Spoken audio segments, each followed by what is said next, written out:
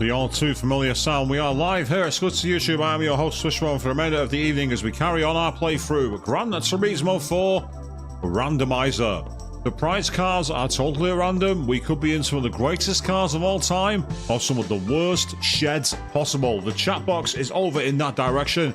Get your comments in there. I'll do what I can to interact with you. I've already got Joe in there waving in the chat. Good evening to you. How are you doing?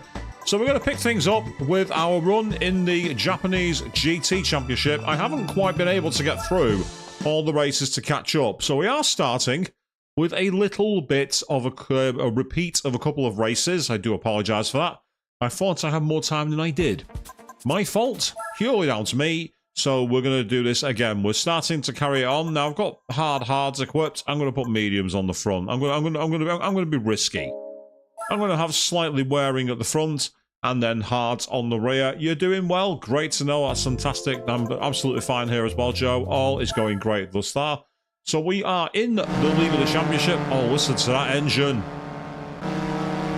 Oh, I don't want to talk over that.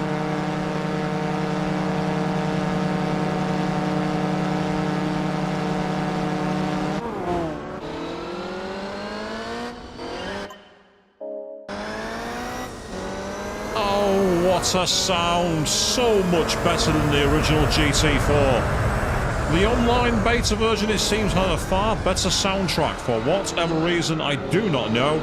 So we're here on the streets of Seoul, South Korea. It's the GT Championship and we're in the GT1. No one said it had to be an actual JGTC car. It just said it had to be a GT car. I'm in a Gran Tourer. The fact that it's got 1,000 horsepower and aerofoiled Le Mans downforce is completely by the point.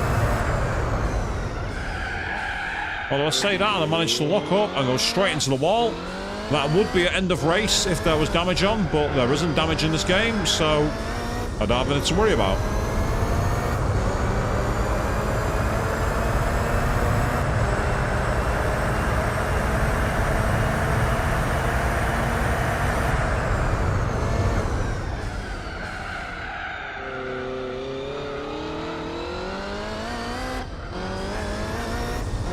These tyres are still not up to temperature at the moment, it seems.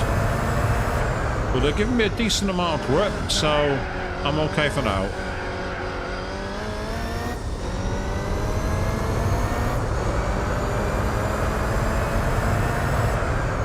Meanwhile, Romano Vesajim is saying, hello, good evening to you, mate. How are you doing? Welcome to the stream. We are here in the JGTC Championship, and we are driving a GT car. It's just a front-running Le Mans GT car. Nowhere in the rules did it say I couldn't use an LMP car, so I've chosen to do that instead. How are you doing, Roman? Welcome to the stream anyway. Good evening to you. They say, with no idea what prize car we're going to get in that one.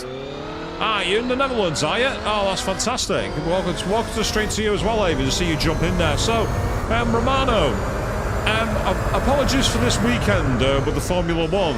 It seems the British decided to invade and take quite a lot from the race at Zandvoort. So apologies for that. We came to your backyard and took away the victory. We're really sorry about that.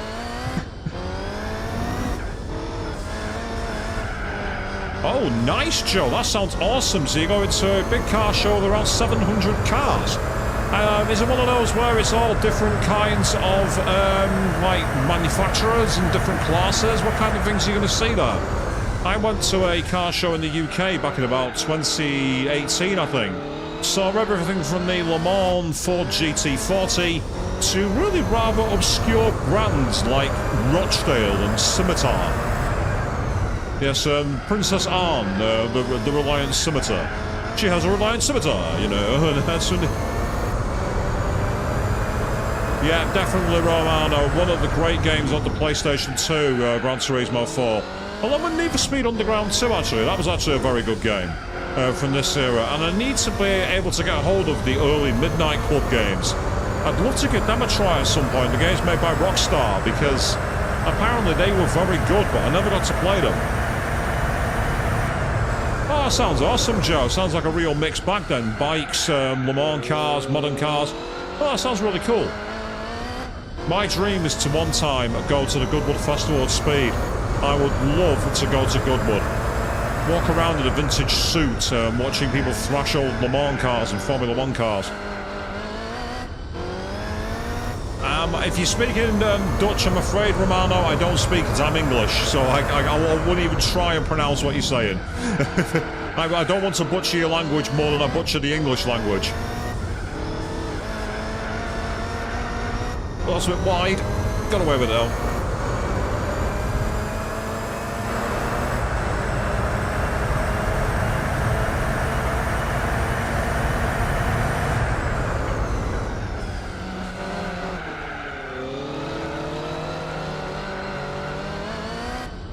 That was almost musical the way we went around that roundabout together then. The sound of the engines in chorus.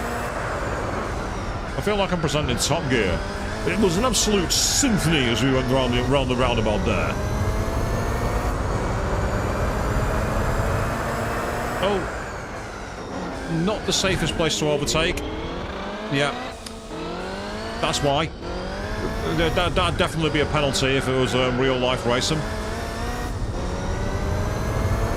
Gems by Pokemon. I've not played Pokemon, Romano. Yes, believe it or not, I'm not a Pokemon player. I missed out on that because I was too busy playing... I wasn't even playing at the time when Pokemon was a craze.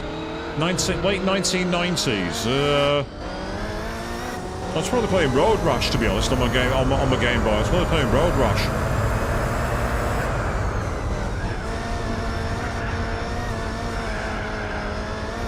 I was definitely playing Final Fantasy on the PlayStation, Avian, you're not wrong, but I was thinking about handheld gaming, but you are correct. Final Fantasy was very much my jam, you are not wrong. And OG Gran Turismo actually as well. OG Gran Turismo I played a lot of time in.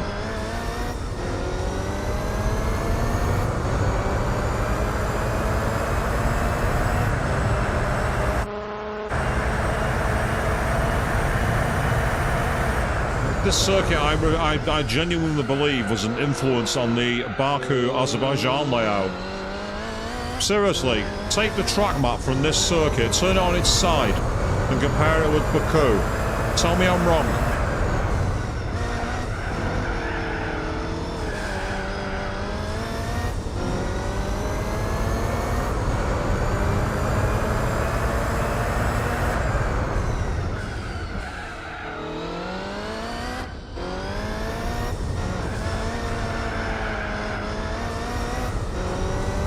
Yeah, the rear tyres are not gripping because they're on hards.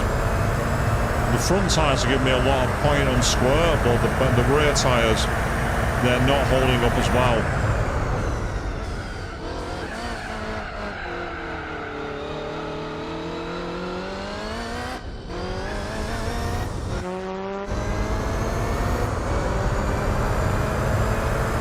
I would love to know, to be honest, actually, Joe, because I never actually saw the GT1 running. I've actually stood next to one at Mount Fuji, because at the Fuji Speedway in 2014, when I went for the 6 hours of WEC, the 6 hours of Fuji, they had the Toyota TS010, the TS020, aka the GT1, the TS030, and the TS040 together. So I've actually stood next to one, but I've never seen it running, so I actually don't know. The archive footage that I've seen online isn't the greatest audio quality, so it's difficult to know. When I was at Le Mans in 2013, there was a classic Le Mans race, which featured the Sauber C11 and the Mazda 787B, but there was no Toyota GT1, sadly. Oddly enough, Joe, the cars aren't massive. They're tiny. They are so small. I can crouch down and still be taller than them. They are the lowest things in the world. They are so tiny. It's unbelievable. As for, is this on the PlayStation 2, Romano? No, I'm actually emulating this using PCSX2. It's why the audio quality and the visual quality is a bit higher. I do have a PlayStation 2, but capturing from it is an absolute nightmare. It is a real nuisance, capturing from the PlayStation 2. But yes, the Toyota GT1, you can see it there, so I mean, TS020. So this is the 99 model, and as I say, I did see one of these in real life. I might try and see if I can find one of the archive selfies I've got. I took a selfie of me on a tablet doing this, with 4 Toyota prototypes behind me, and they're like that. Yes, I cringe as well. It deserves it.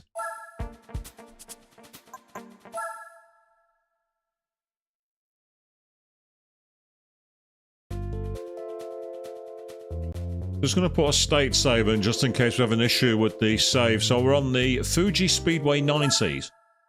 We have a grid start. Oh, I really don't want to talk over that.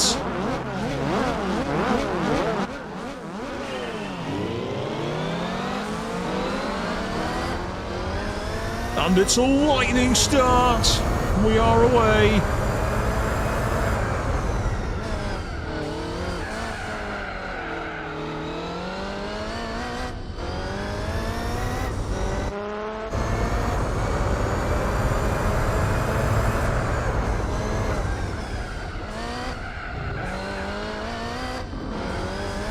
Isn't this circuit easier when you've not got the ultra-wide camera on, which makes it impossible to see what's going on? Yes, this is the race we tried doing using the drunk cam last time. And it was funny. Stupid, but funny.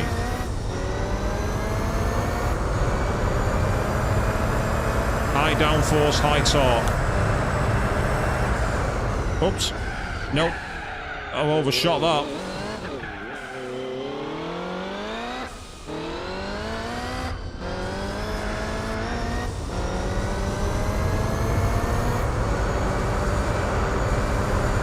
Flat out around the final curve and onto the mile-long straight.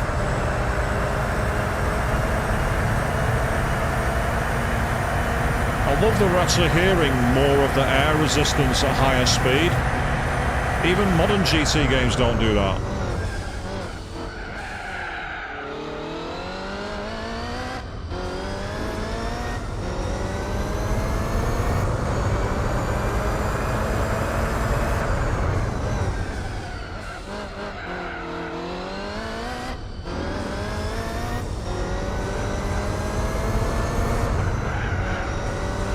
That corner's very, very deceptive. It looks a lot more open than it is.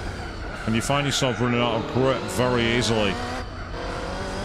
Also, see if you can see the most geographically inaccurate version of Mount Fuji in the background. It's not even close. Yes, Fuji is that close to the circuit, but it looks nothing like that, I can assure you.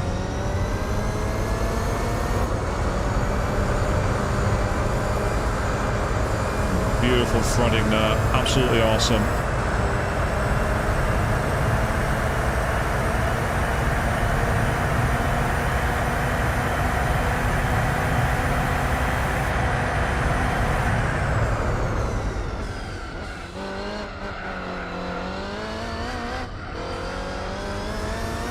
It's interesting that this game is one of the few where there's no racing line option. So you have to actually learn the circuit. It's a skill that's kind of gone out of gaming.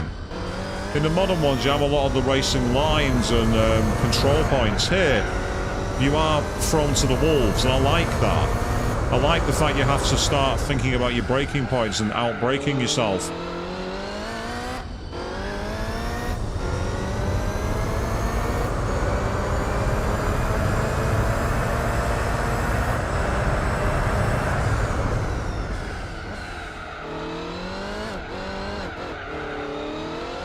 Perfect.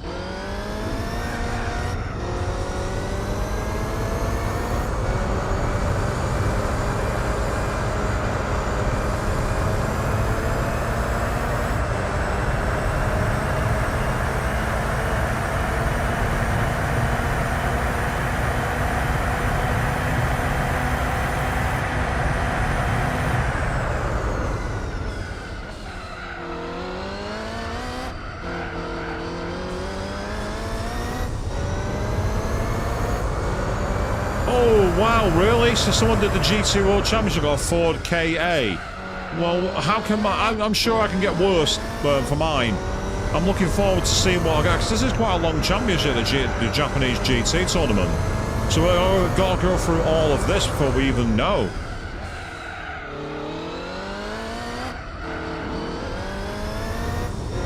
He had a Ford KA after winning the GT World Championship. You're the best in the world. Here, have a Ford KA. But yeah, that's still less insulting than getting the Ford Model T after putting all gold in the S license. Let's be fair here. This game's been more of a troll than that.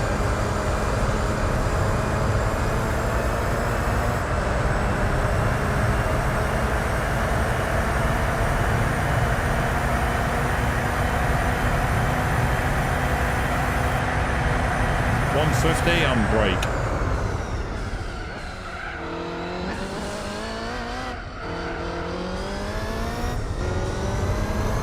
The question is, can I lap the field? Can I do it?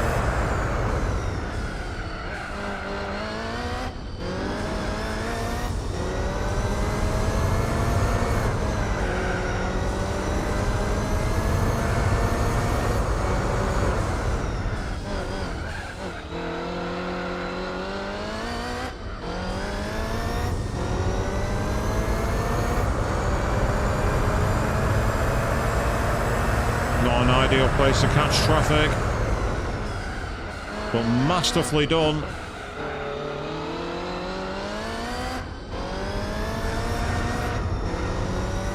That's right, get out of my way, thank you. Nice to see someone obeying the blue flags. Give me that toe, Castro, thank you.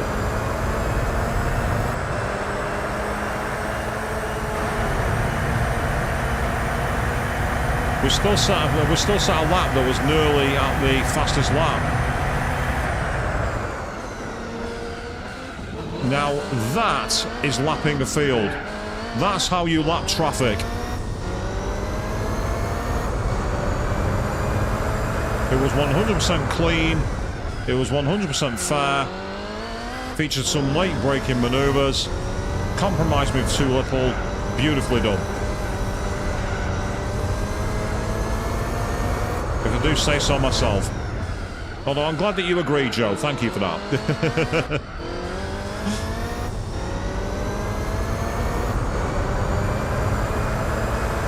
Honestly, if this game was modified to have like 20 car grids, I'd absolutely love it. It has everything in place to be one of the greatest games. And as I say, I do know there was the HD concept, which was basically GT4 with 20 car grids. But I don't know what game, I don't know what system it was on. And the new fastest lap to finish the race. I am Lando Norris. Too soon, Romano?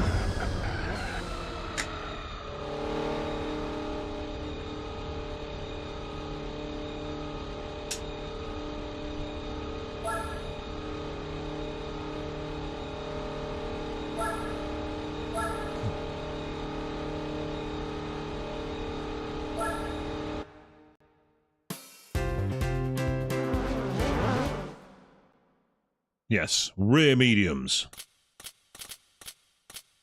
Another 15,000 credits, that's awesome. Made a decent wedge of money from this championship, it must be said.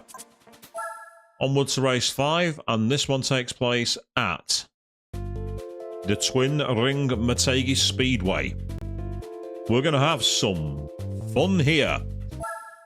Yes, I did see Joe. I'm not surprised, to be honest. He's been under pressure for a while. I understand that even as early as, I think it might have been as early as the start of the European season, Mercedes were campaigning to try and get the super license rules changed so that Kimi Antonelli could get a spot on the grid.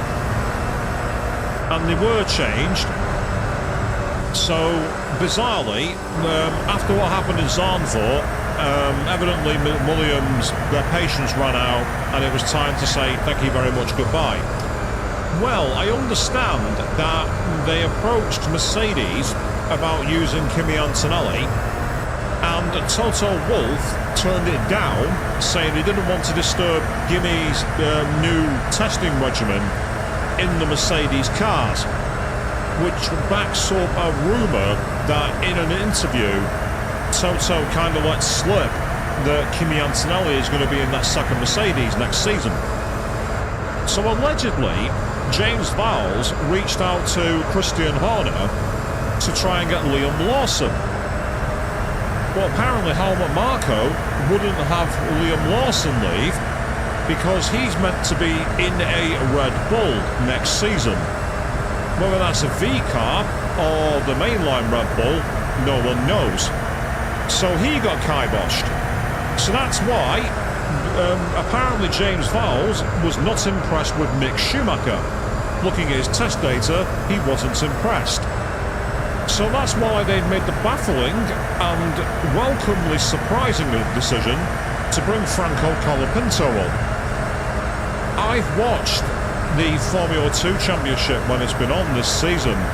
Colapinto's been decent, but he's not been setting the world afire on pace. Although, to be fair, neither have Ollie Behrman or Kimi Antonelli. So I get the feeling that Williams were kind of backed into a corner on it. I'm still surprised that it's Franco who's taking the reins, considering that next season Carlos Sainz is joining the team. So it's a bit of a weird one for him. Like, where does Franco go? Where's Franco Colapinto going to go? So say he scores points in the second half of the season, does a decent job. Is it one to return to Formula 2 about? Is there anywhere else they'll take him? I don't know.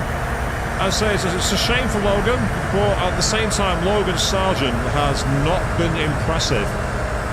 Although, I will say, he has not been treated that great. When he was made to sideline himself from a race to make Alex Albon drive his car because Albon crashed, that underlined this season to me. That really did make it go, yeah, your time is over. As for reserve driver for Williams, well, it definitely proves it. I mean, at the moment, I think Williams still have Jamie Chadwick as one of their F1 reserves. So, you know, it's an alternative option for sure. Alternatively, is always about if maybe if there's any opening elsewhere, but it's difficult to see what options there is for Franco, really. Meanwhile, good evening, Mr. Jack. Seeing you here joining for some more randomness. How are you doing, mate? Lost your comment amidst my surmising of the machinations of Formula 1 that's happening at the moment.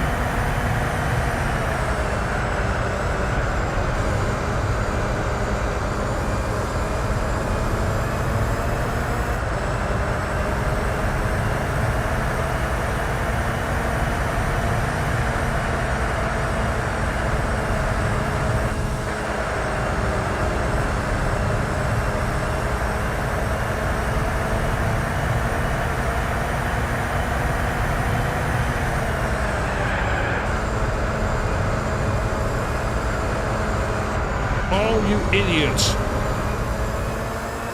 Blue flag, blue flag. Always leave a space. Blue flag.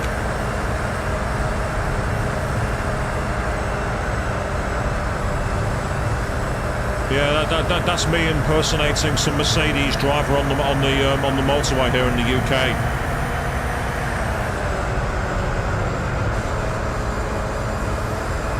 Indeed, we are going pretty fast, Mr. Jack. We are in the Toyota GT1 Le Mans car. That's what the car looks like on the outside. It's extremely fast. It was a car that was going to win the Le Mans 24 hours in 1999. And then with half an hour to go, it failed. The car failed in the final half an hour, robbing Martin Brundle of a famous Le Mans victory. Although he did get one for Bentley a few years later, so he can't complain.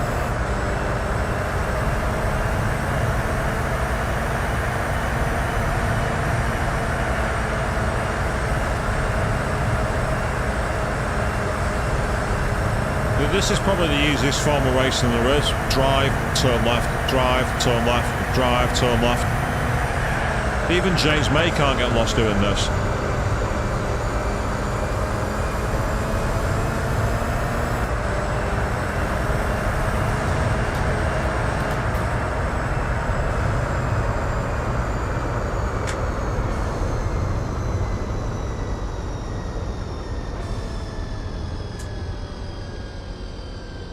Ah, yes, good old medium left. For all you Sega Rally fans, you'll know what Joe Duke's talking about there. Speaking of Sega Rally, I might go to Arcade Club tomorrow in Leeds. It's all open all day. Be a late birthday present to myself. Go and do some arcade gaming. Because I can. You're not going to stop me.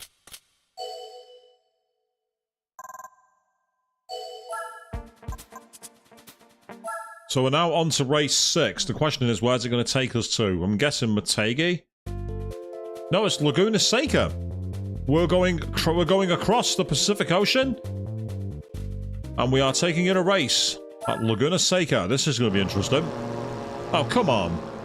That was off track.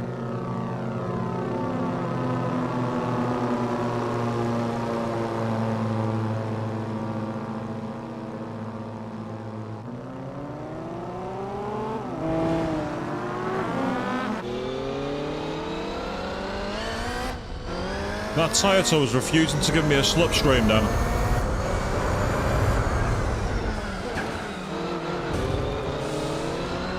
Get out of my way.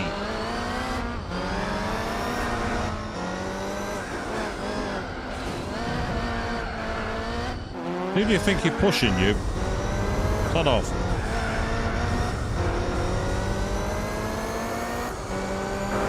Thank you, that's good.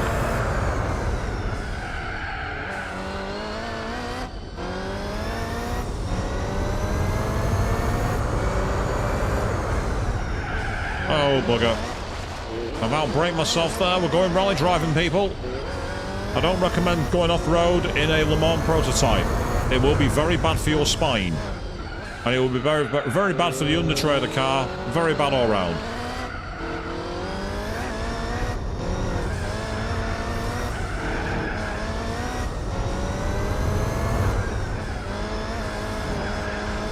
These tyres are ice cold. They are freezing cold. Kind of like the gigantic gaping black hole where my heart used to be.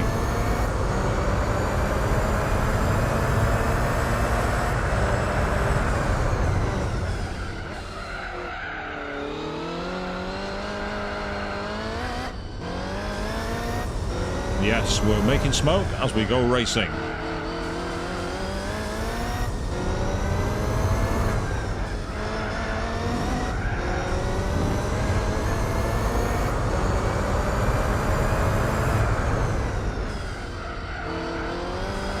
I've just noticed something.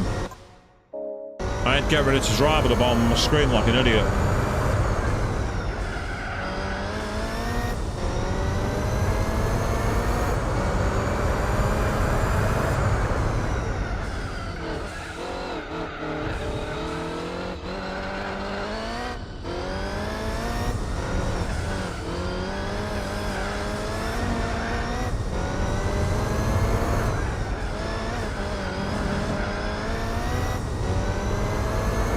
Oh, well, I'm glad it wasn't just me who was oblivious to that joke. I'm like, looking at it, I'm like, oh, seriously? Get rid of it. So how fast are we going to lap in the Toyota GT1 in the 113s? That's kind of impressive lap time, that.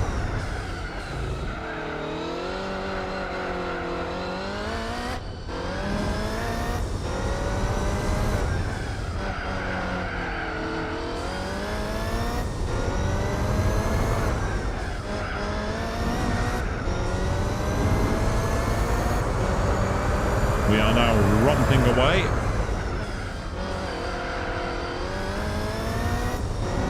We have clean air, we have warm tyres, we have much more control.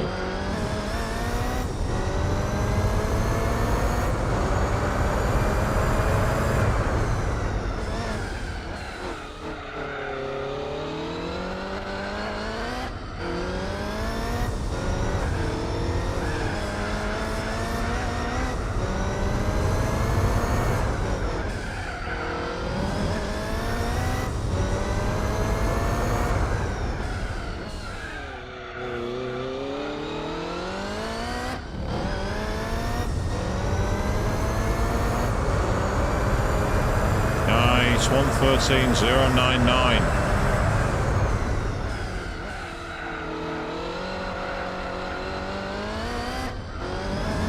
Take the F1 line through Laguna Seca.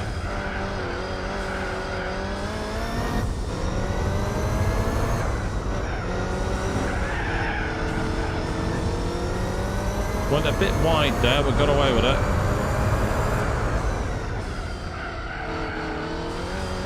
Missed the apex by a country mile, which is not ideal, but we'll get away with it.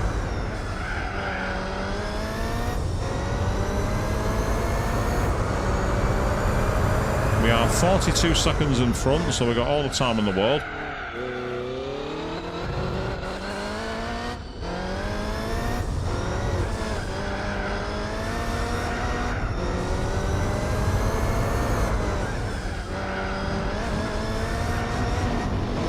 Whoa. Got a little out of control then, we'll get away with it.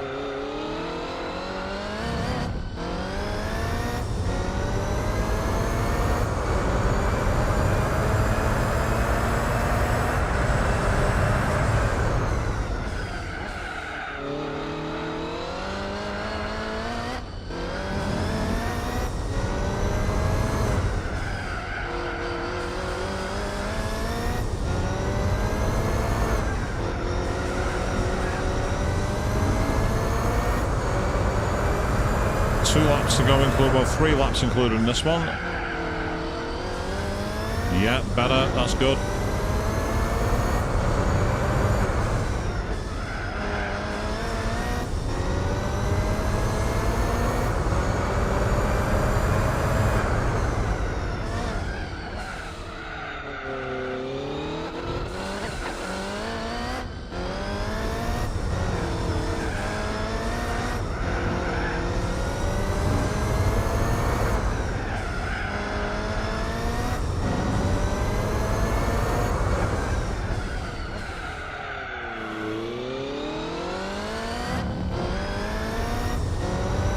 Looking good for a fast time here.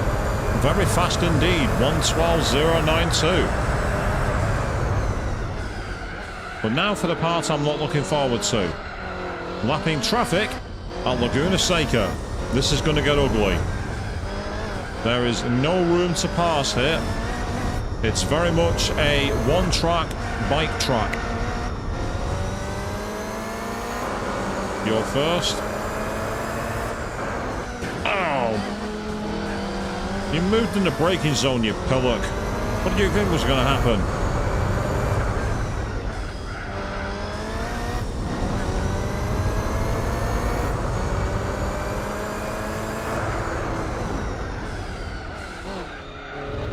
Oh yes, that's how you do it. Into the corkscrew.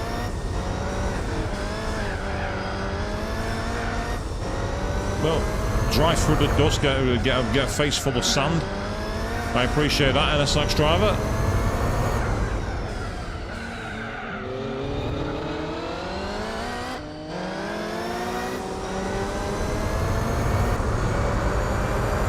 To be fair, I almost sat fastest lap despite lapping the field then. That's kind of impressive.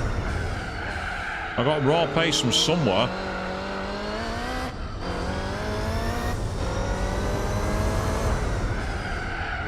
Final lap, but that was a very wide line, so we're not going to get anything from that. Yeah, I'm getting a lot of sideways stepping out of the car now. Makes me wonder if I pushed a bit too hard at the start of the stint. But it's fine. I'm fine. Everything's fine.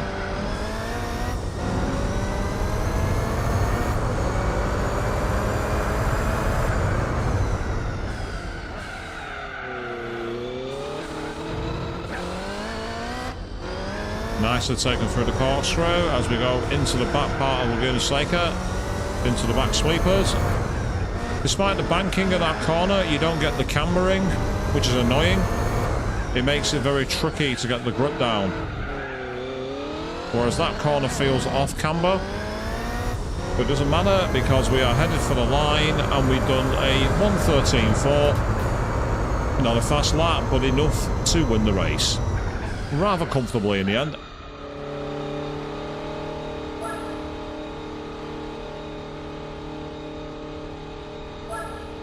So in the championship, we have now taken 6 wins from 6. There's 4 races to go. And we've got 3 clear victories. So if I win the next race, that will make me champion. Which is kind of impressive. So onwards we go. We've done Laguna Seca. Are we going to see Motegi now, I wonder? No, it's Hong Kong. Oh. Well, this is going to be interesting, people. GT cars and a Le Mans car around the tight streets of Hong Kong. Okay, let's see how mad this is going to get. And again, I'm sure that's Barack Obama on that sign there.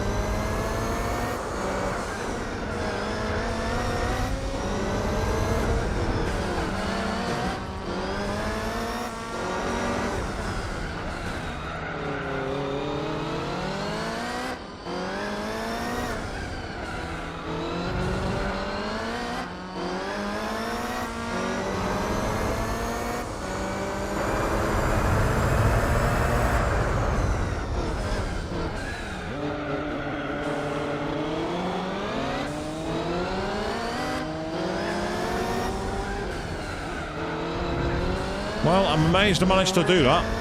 I'm amazed I managed to get by that quickly.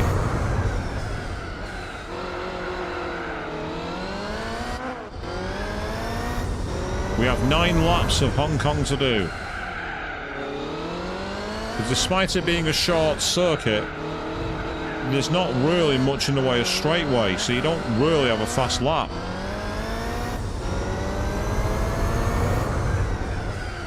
Oh, that's deep. We'll take the horseshoe line, we'll get away with it.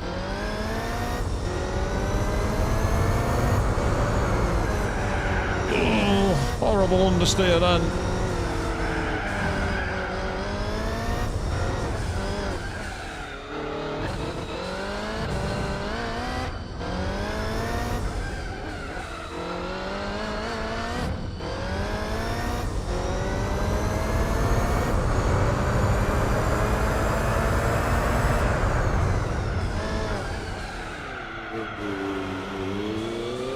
For these fans that are watching Streetside, they're getting an amazing sound and view.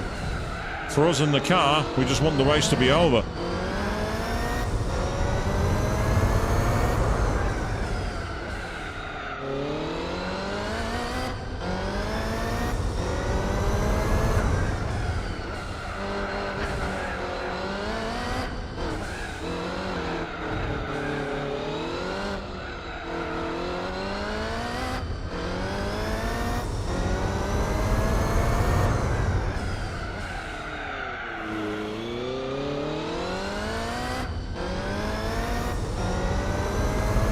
Now we're gaining some smoke and tyres here, it's good.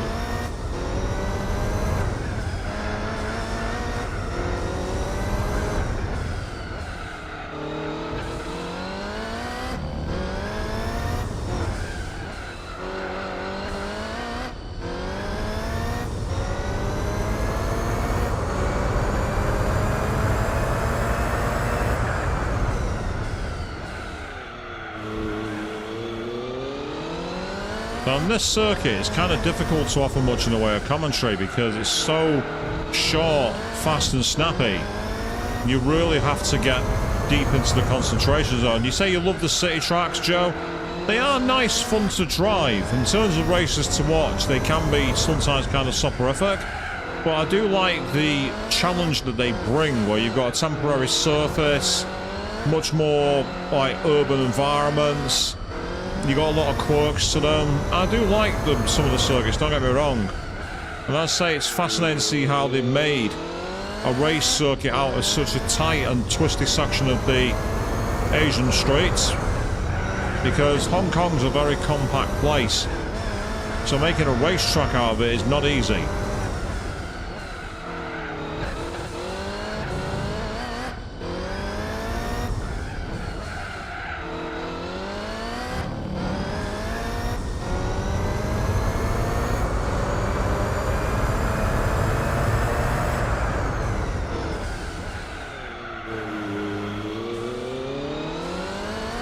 So I'm loving the sound of the engine bouncing off the walls as well.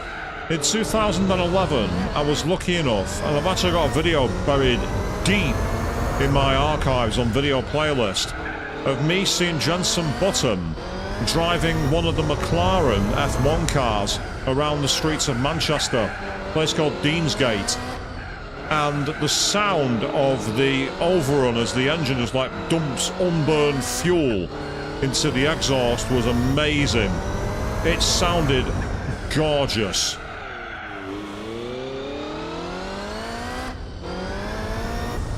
The only sad thing about that, despite it being a closed road and Jenson being a professional racing driver, the city will not do any more than allow him to go at 70 miles an hour. So we didn't get to see the car even close to its full potential. But it was bloody good fun.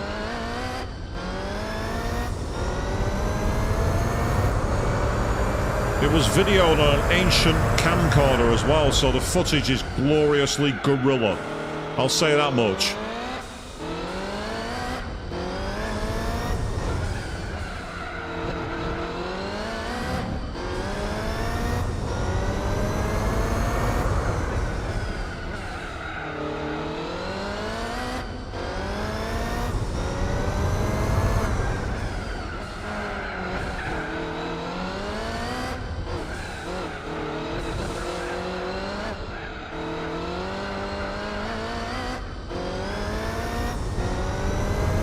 New fastest lap, surprisingly. We have 4 more laps, including this one to go. We're getting there, people. So apologies who had to repeat some of the races here. I had a save issue at the end of the last stream. It's why I've been state saving. It's not because I want to cheat. It's because I want to make sure I've got a backup in case anything goes wrong.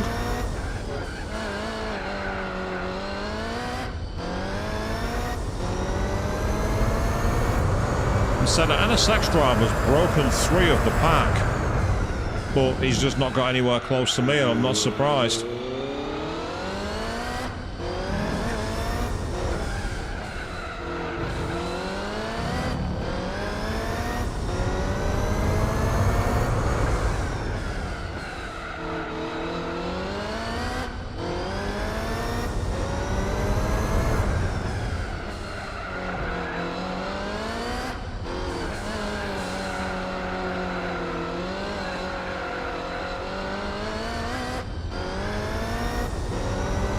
Oh wow, even faster.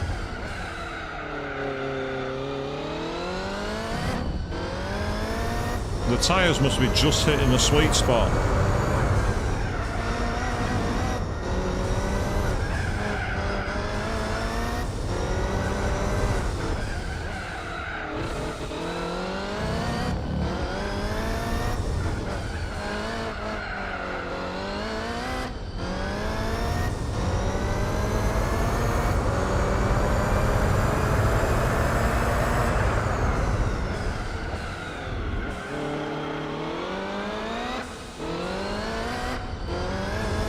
Here we go. We're caught at the back of the field.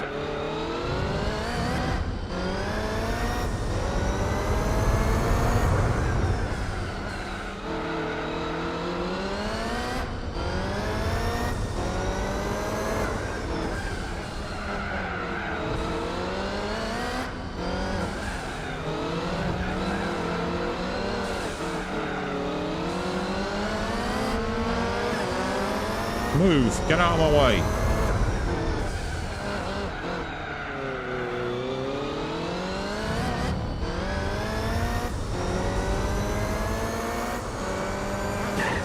Now, what are you doing?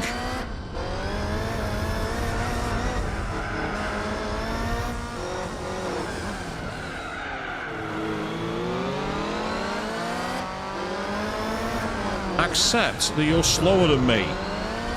Know your place.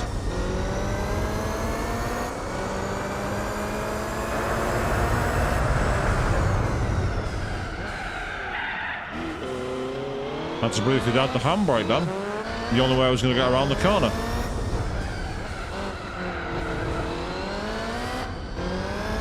I'm just glad that this race isn't happening on Città d'Aria. That would be interesting. And dangerous.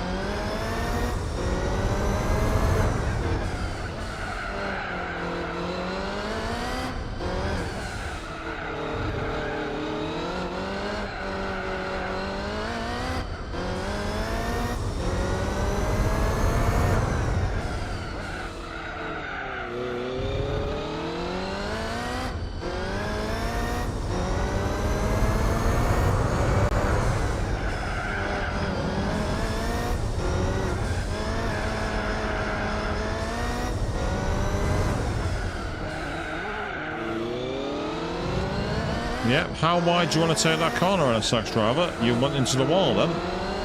You'd have failed your license test for that.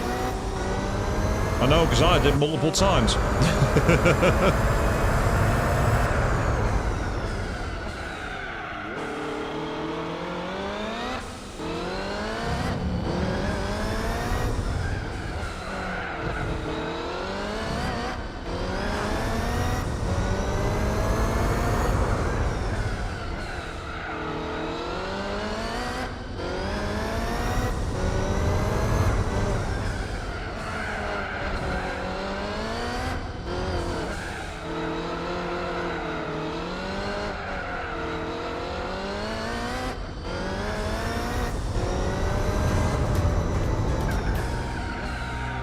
And there we go, another race in the bag. And there it is, the Honda has to accept he's finished a lap down. Oh yeah.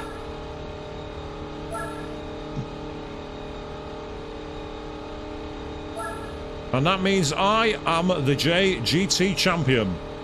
I have an unassailable lead. There are 39 points between us and only 30 are available.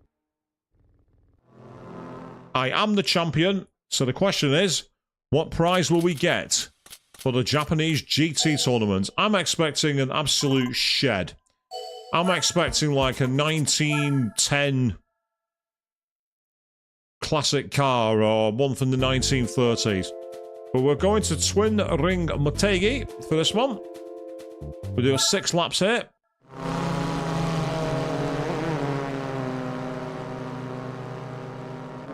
Can't believe we've been online nearly for almost an hour already. Wow.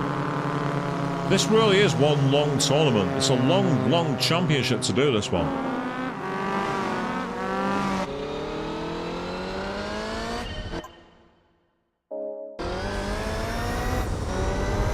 But it's not the longest championship. That's the Formula GT.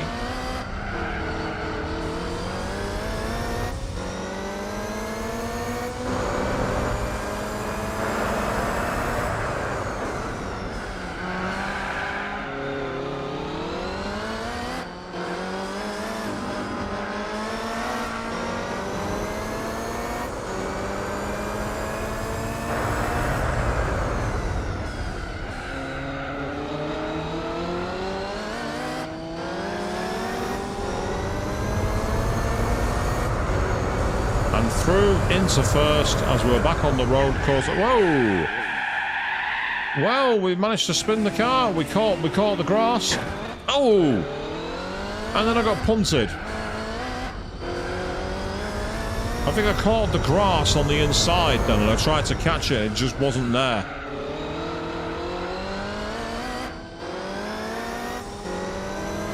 Still an exceptional recovery.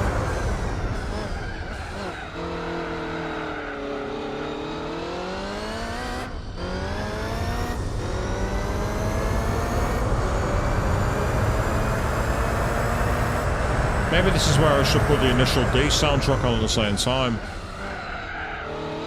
What I was using in the gym today when I ran 13 kilometers. Found a YouTube playlist that lasts like an hour and 15 minutes, so I was just listening to Euro electro music, more running. It was good fun.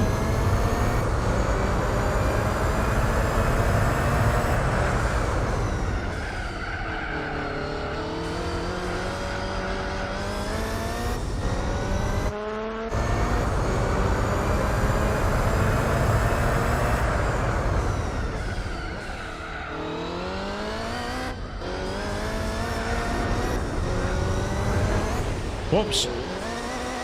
I thought I had slightly more room than I did then. I got on the gas to go right out and the car just did not stick.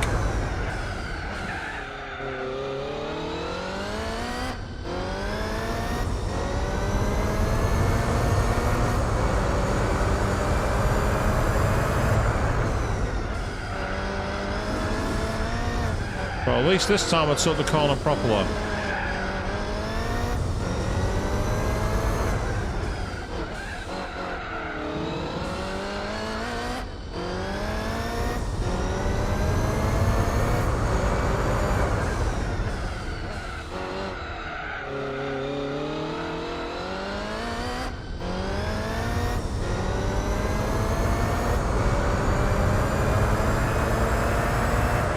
The solar flare to the right of this circuit. I've only just noticed it. That solar flare is pretty good.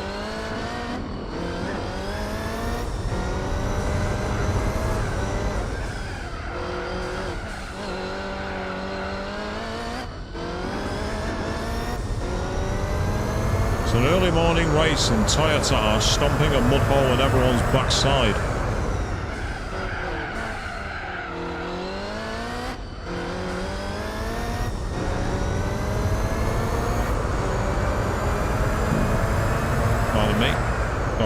I had some gas that I couldn't do anything about.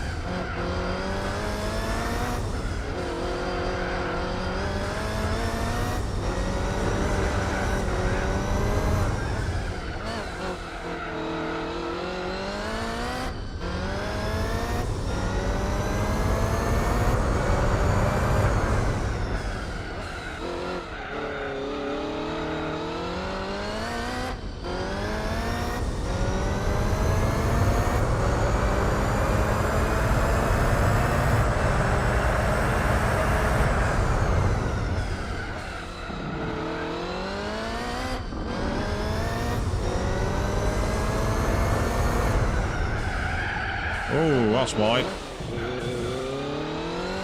Yeah, the tyres of GT1 and me do not seem to suit this circuit very well. Yeah, I still went nearly 2 seconds faster, so it shows there's a lot of pace in the car I've not even unlocked here. I'm really struggling to get this car around. But that says more about me than the car itself.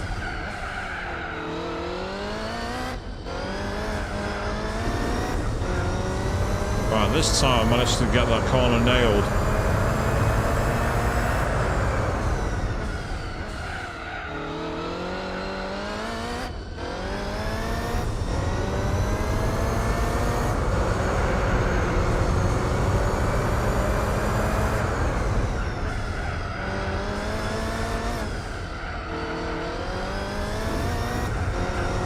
Oh, for God's sake. And then I managed to make a hash of that. My consistency is all over the shop at the moment.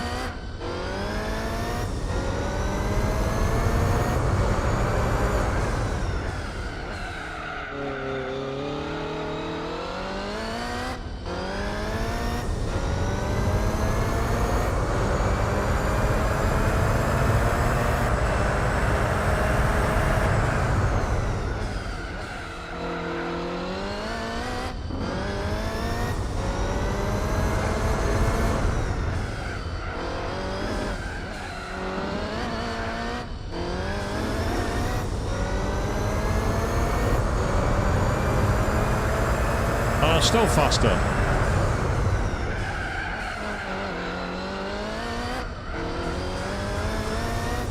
Wide line, but we got away with it.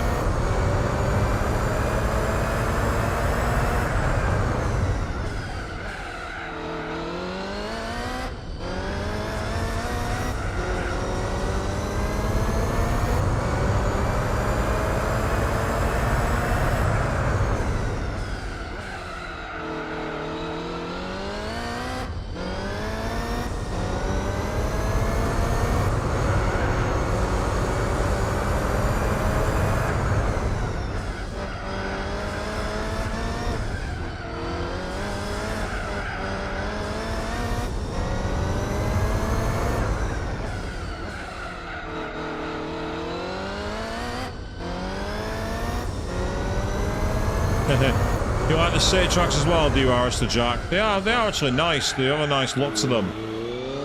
But this is a much more rural race circuit. I do love how low res those clouds are though. Check out the clouds in that skybox.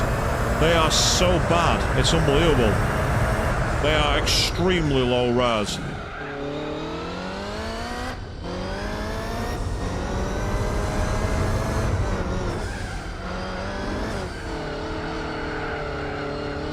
If you compare that skybox, for example, with the skybox from Windy Valley in Sonic Adventure on the Sega Dreamcast, the difference is night and day.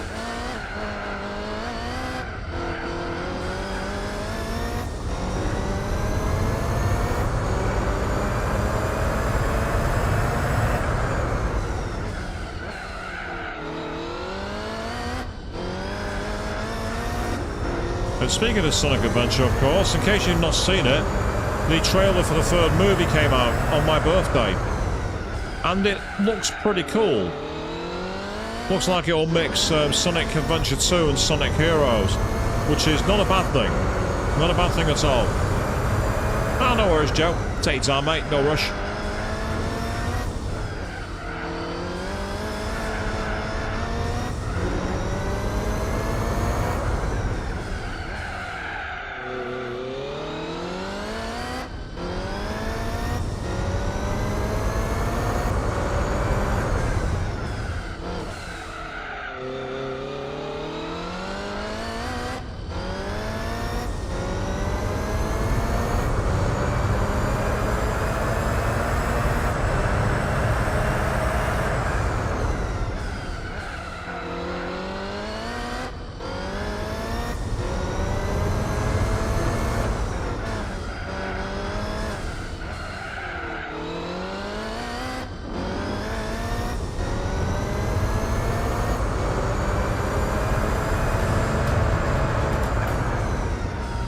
And woohoo!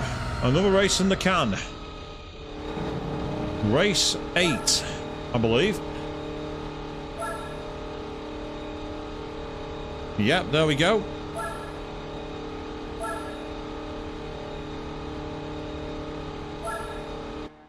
We've got 2 more races and then we'll find out what our random prize car is going to be. What prize are we going to be given?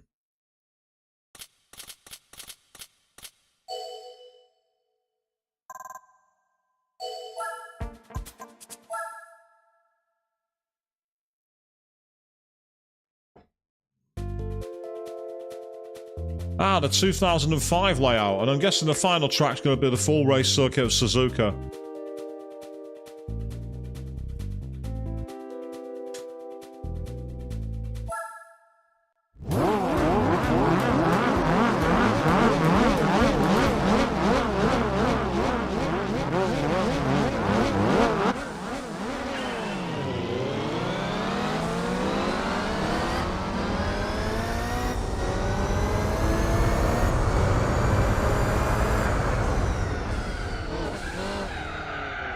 Interesting thing about this game is that Gran Turismo 4 is the first game where this layout of Fuji debuted.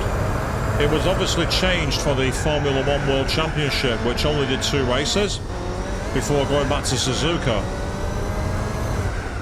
2 very different races actually. One race that was practically unwatchable and one race that was an absolute classic.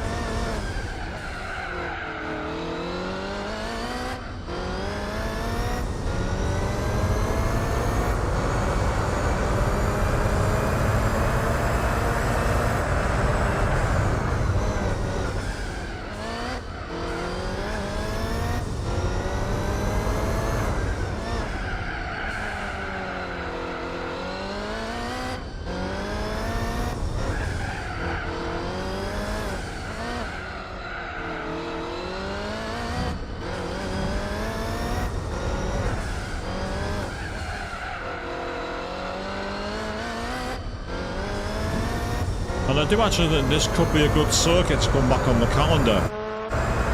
And in Formula 1. It's now got a bit more to it.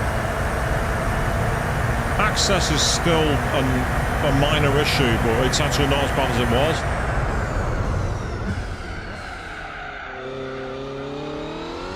Of course, the catch is it's halfway up a mountain, so the weather is very clement, shall we say. It can be a gorgeous day, or it can be absolutely minging.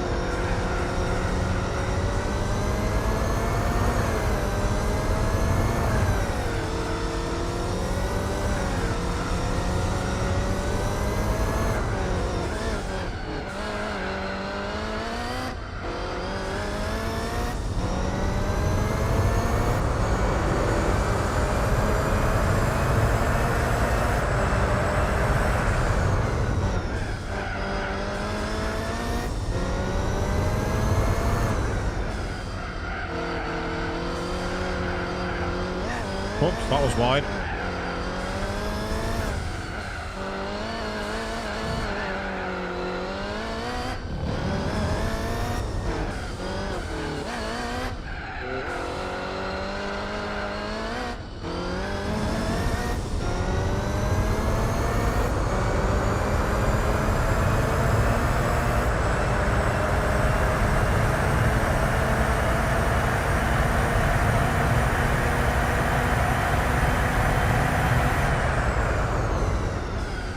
There's not much I can really commentate here, to be honest, because it's just the same old track.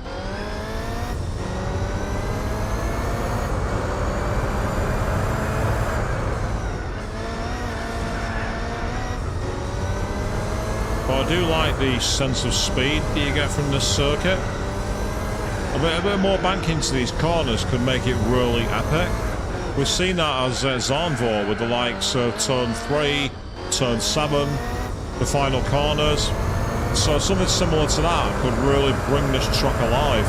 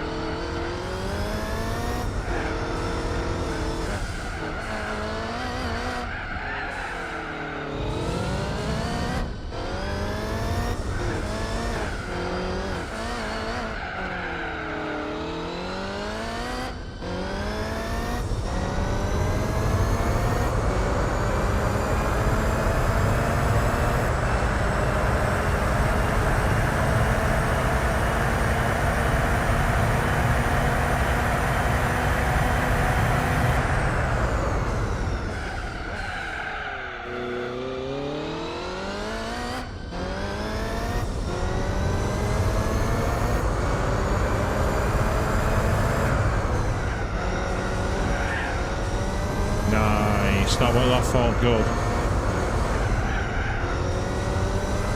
Felt the tail kicking out a little bit there, which is never fun, as we carry on our majestic drive deep into the part of Fuji. I don't think we've quite got the pace to lap the field. pace isn't quite there, I don't think.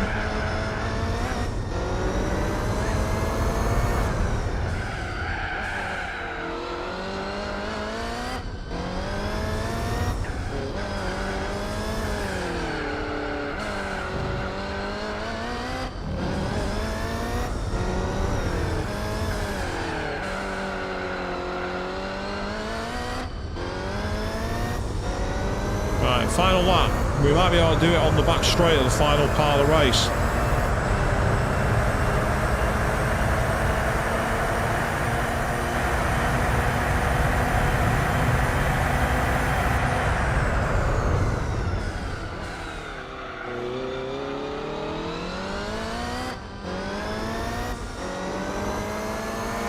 Oh, bugger off. There we go, that's better.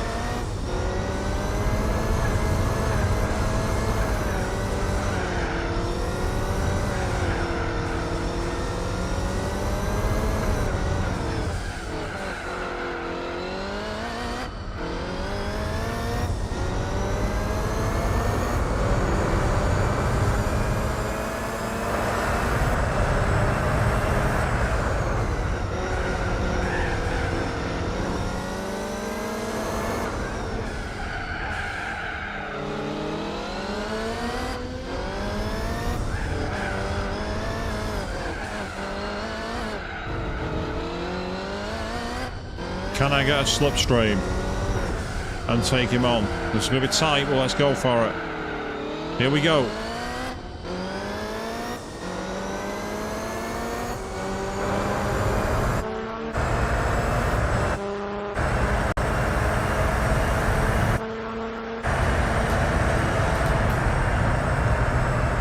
Yeah, just finished my lap in the field. I said we might not have the pace, we just about did. So that's awesome.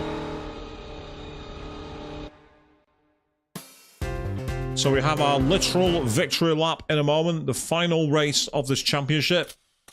The All Japan GT. And I say the GT won. It's a GT car. It qualifies as far as I'm concerned. We've won 9 of 9. We're heading for the sweep. We're going to try and take the win. And as I thought, we've got 5 laps of Suzuka. The full circuit. Here we go.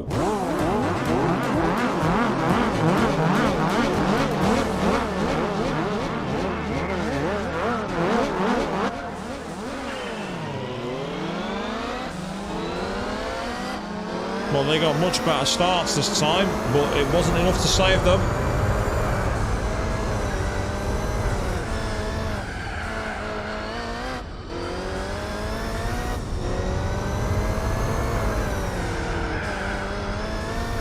And we're into the S's, ready to take on this final race. 5 laps, and this is all over. And we can find out what car we've won. After more than an hour of racing, I'm quite surprised it's taken that long. It shows how much length these championships were. And as I say, it's the thing that for me is missing from the modern Gran Turismo. There was no championships that felt anywhere near this in terms of length. And it's a real shame.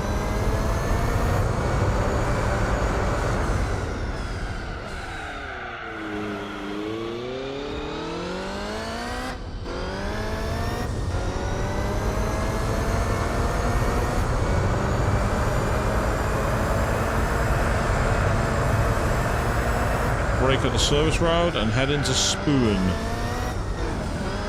Named not because it looks like a spoon, surprisingly. It's named after Honda's performance division, Spoon Sports. You got Mugen and Spoon. Right, can we take this flat? Not quite, but not far off. I'm actually impressed with the amount of downforce the car has.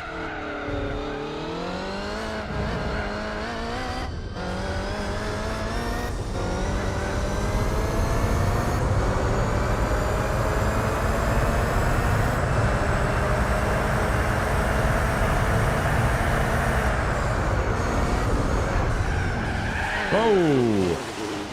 I caught the back edge of the curb then and it threw me off.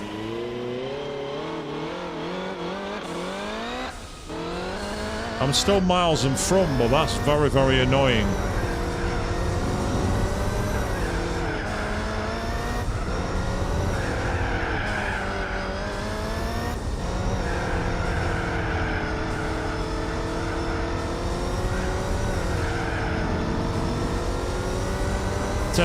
You saw that, did you, Joe? Well, these things happen. It's racing. Good thing is I kept the engine going. I didn't go into the wall, so I'm okay. Lap time slightly lower than the last lap, but slower than the last lap, which is annoying.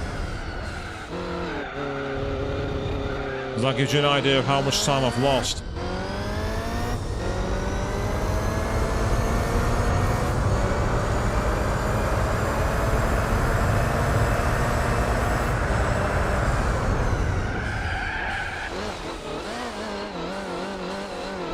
Yeah, it makes sense to me, Joe. You saw the end of it and it doesn't quite make sense. Yeah, don't worry about it. I basically dipped my toe on the curb and it just spun me out. These things happen, you know, it's like it's racing. Right, we couldn't make it through flat last time, so we're going to try a slight lift. And that worked. 190 miles an hour, around 130R. And then we're into the Casio triangle.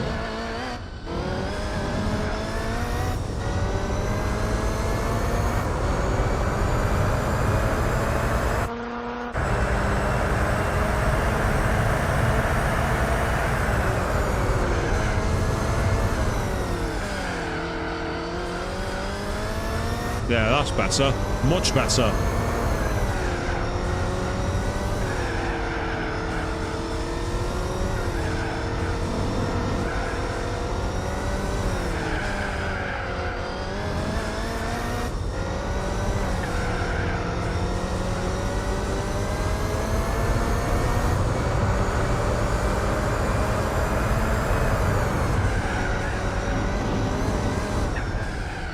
Still about 38 seconds in front, and I'm now a lot faster than the last lap.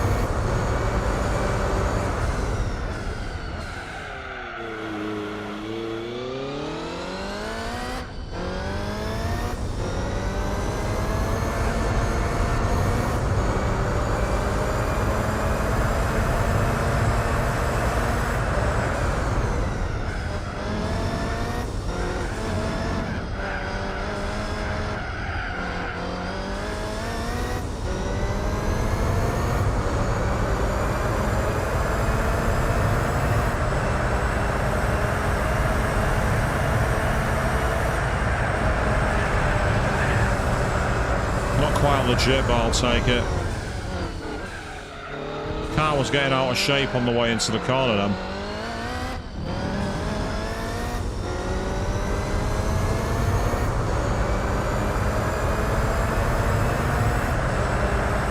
Yeah, 10 seconds faster.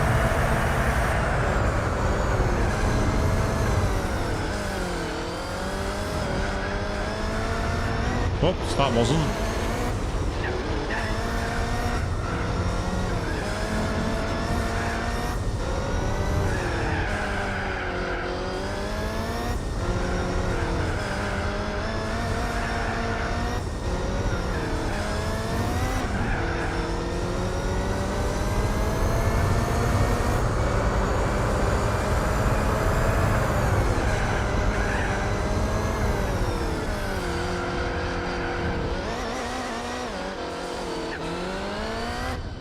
Bugger.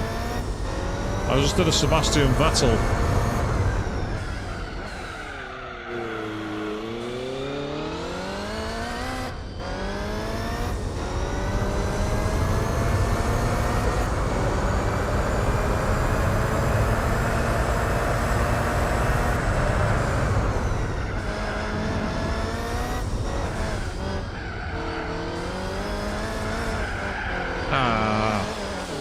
Then I get understeer that throws me into the sand. Car feels a little twitchy at times. It's hard to explain. It's not quite got the smoothness that I'd like. It's a decent car, but it's lacking something in the top end.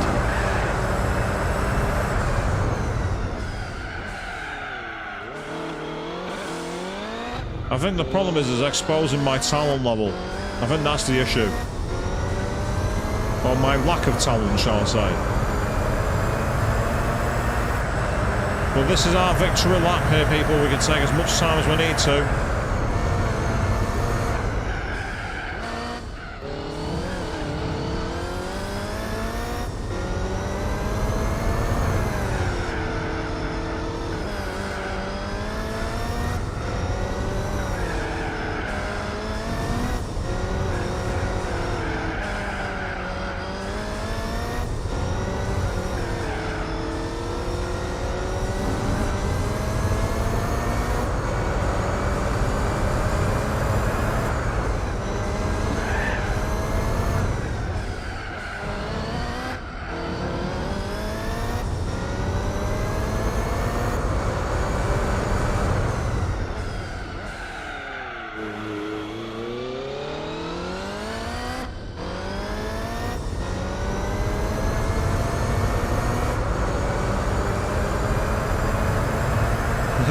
Glad you found that funny, Joe, but it's the truth. And sometimes the truth is funny.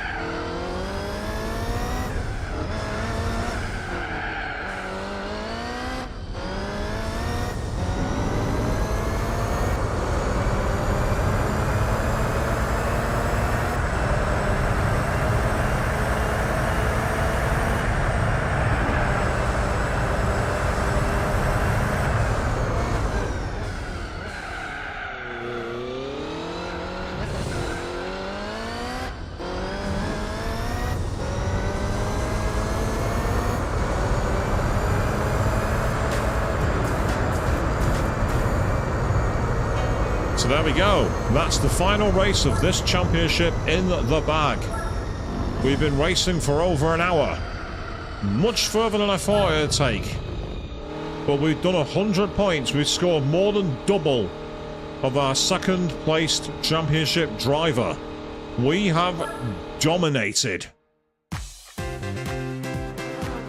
We've had a lot more power. We had racing tyres.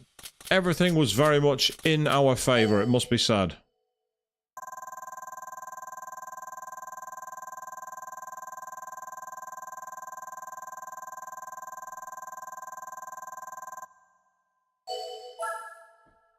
And there we are. Check out our keyring. Yes. Yes. And now the moments of truth. Let's spin the wheel, people. It's time to find out. What have we won? Here we go. Drum roll, please.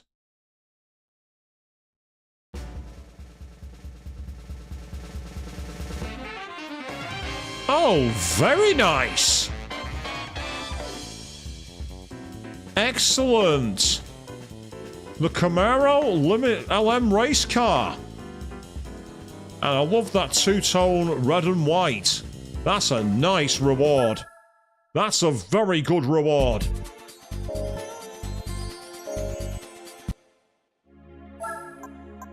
That's an excellent reward.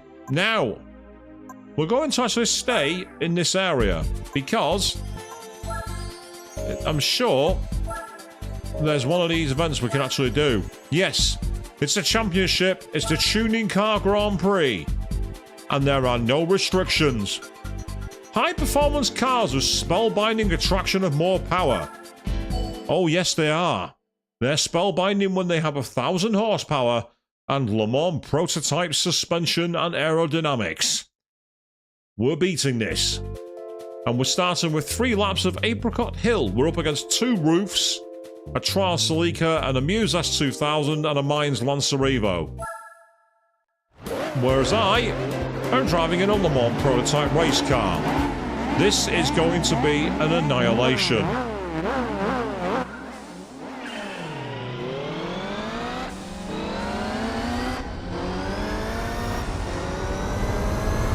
I will blast past those Porsches like they're not even there. Also, check it out, there's a fire in the distance there. I don't understand what that's about, but it's always been there in every version.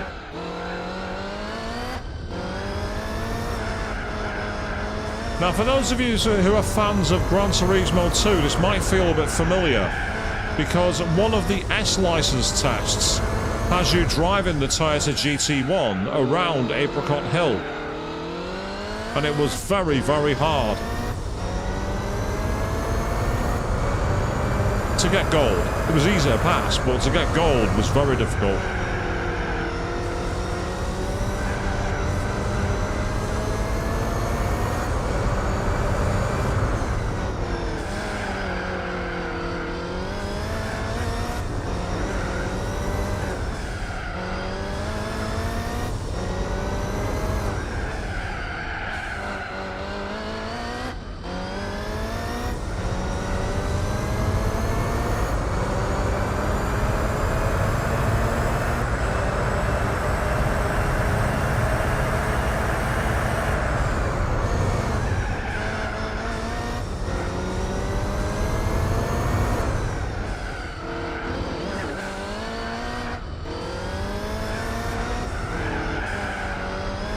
Yeah, we're not lapping the field here. We don't have enough laps.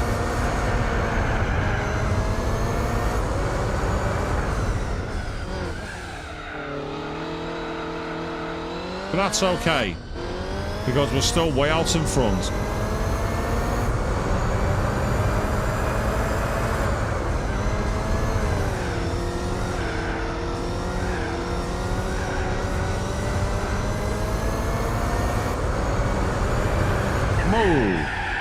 What a drift.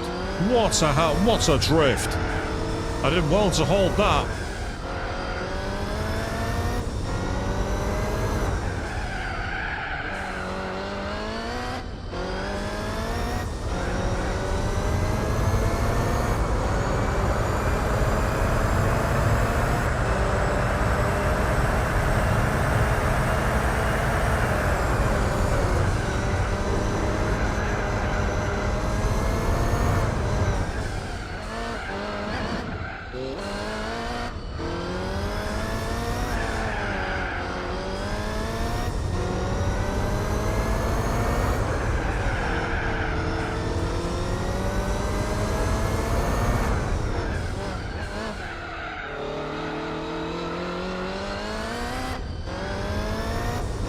Wow, 30 seconds ahead already.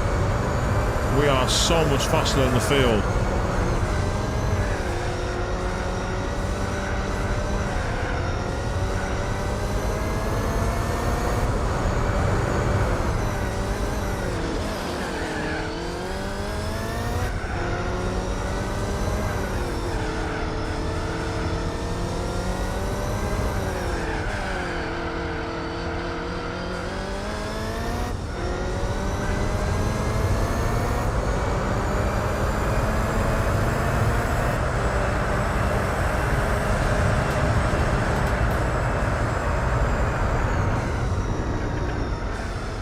Those poor roofs, amuses, they did not have a chance.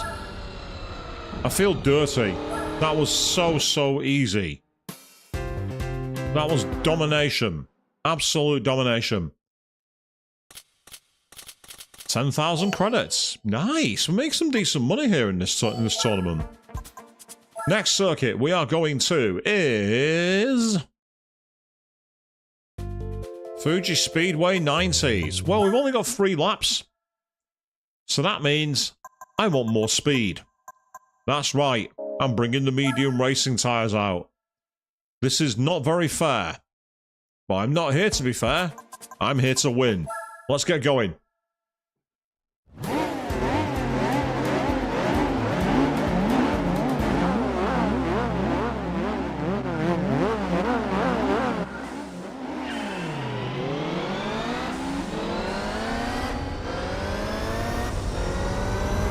Good evening, Queen. You say you made it. You missed me finishing the All Japan GT Championship and winning a very nice Chevrolet Camaro race car.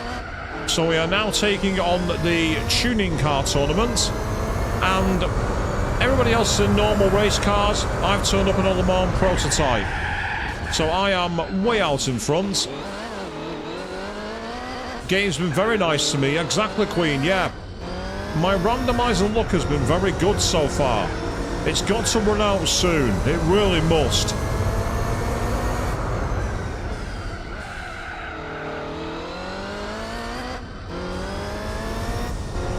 game is far too nice to me. You are not wrong. But anyway, how have you been? You had a good day so far?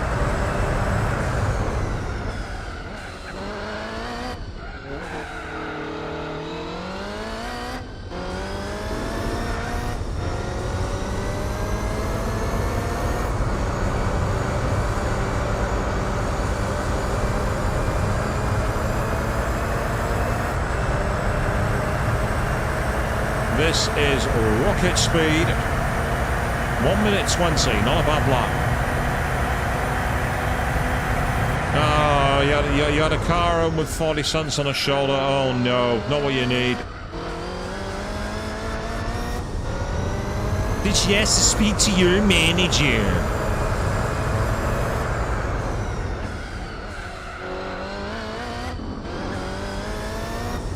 At which point you got a gun out when a body is about to be discovered.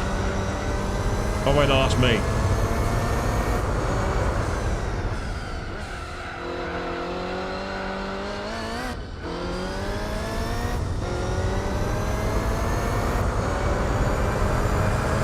Ah, she changed tactic, did she? Went for a different type of bag.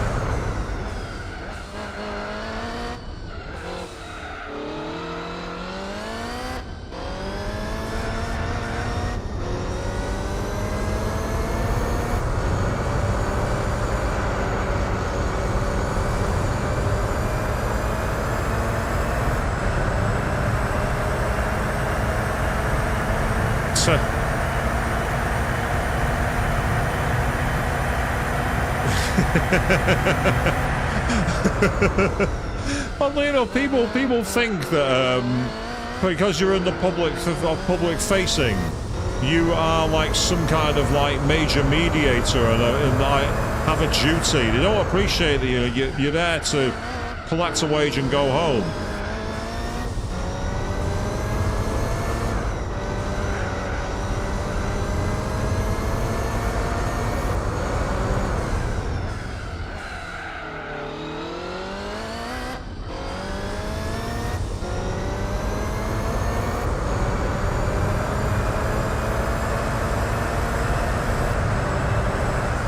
So I've been in that situation myself, working for an insurer when it comes to a customer phoning about their insurance policies. That's a side of the job I don't miss. My current job, much better. But of course I'm off this week, so I don't have to think about my job.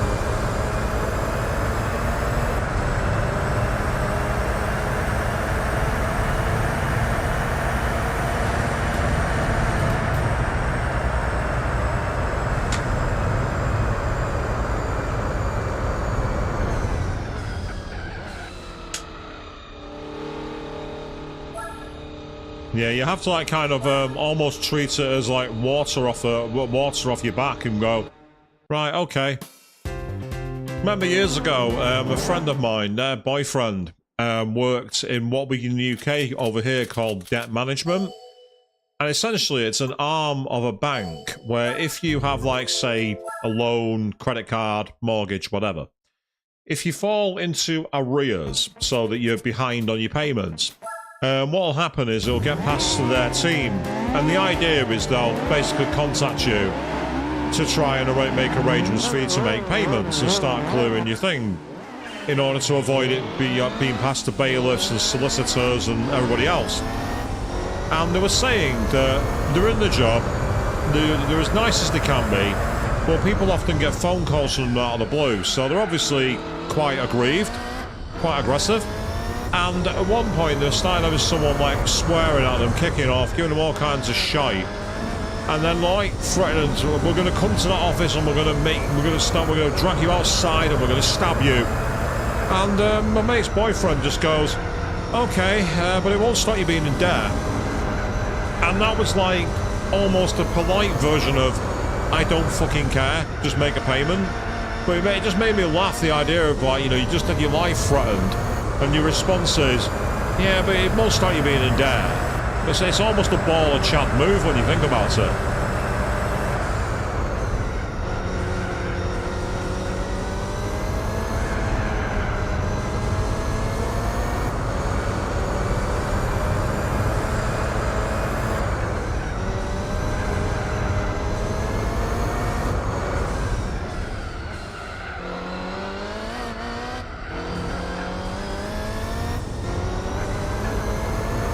Yeah, very true, Avian. I've had that issue in mine, but it's law clerks can be very ugly when you have to say no to their demands. I completely appreciate that. I've been in that situation myself.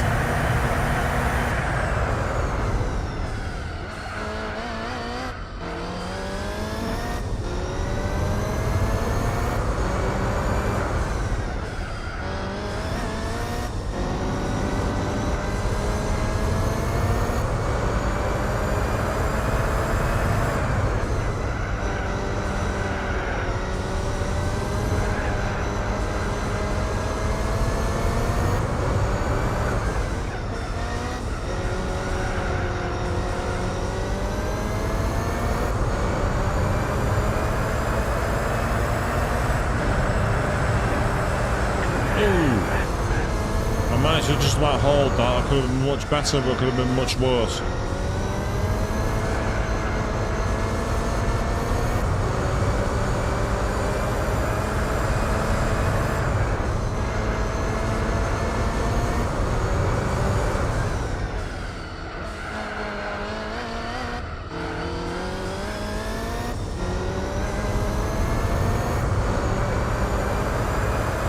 Yay, that's awesome. 4-day weekend. That's brilliant.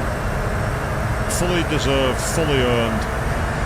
I'm sure you'll get some awesome stuff over the weekend. I will be watching a lot of racing. That's what I'm going to be doing. Although, of course, Sunday night I'll be back to carry on more SMT5 Vengeance. And I'll be back on Friday as well for some more Final Fantasy X-2. So that's going to be nice and cool. Could do with doing some more skill grinding on that if I can, but we'll see how we go. Next race. Where are we going to next?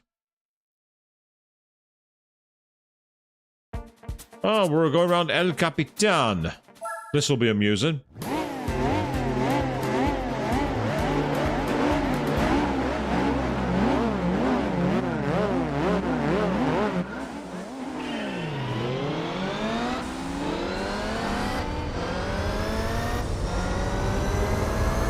So we have 3 laps of El Capitan, and I'm driving in a very, very fast car.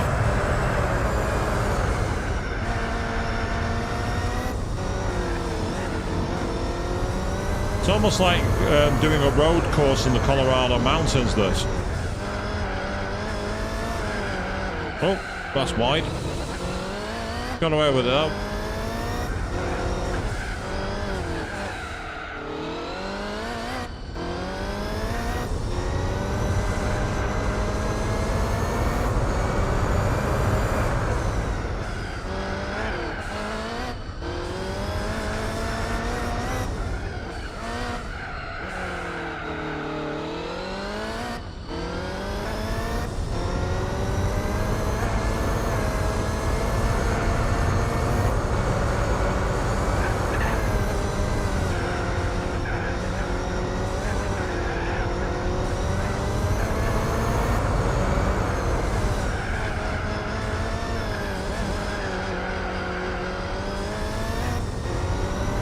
Now we're flying 3, driving fast.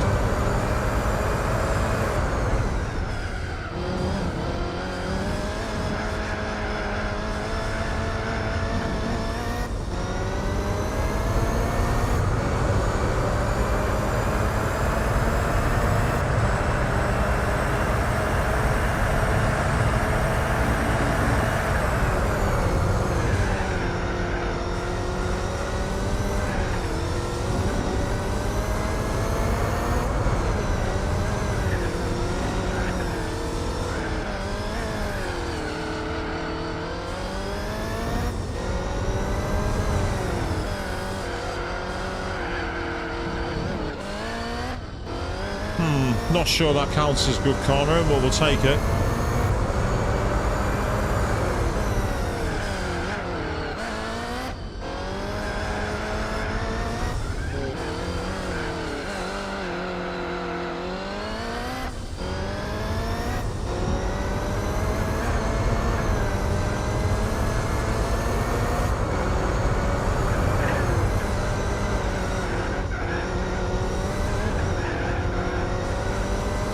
This is one hellaciously bumpy highway. But then again, it's in the mountains, so you got to expect that.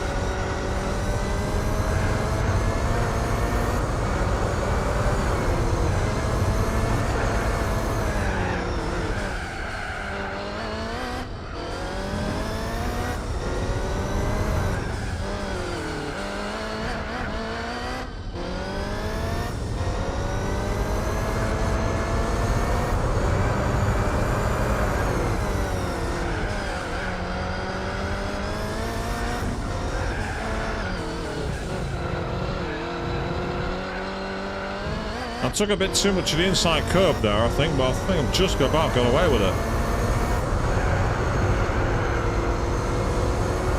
I'm not actually sure how many races there are in this championship. I think there might be 5.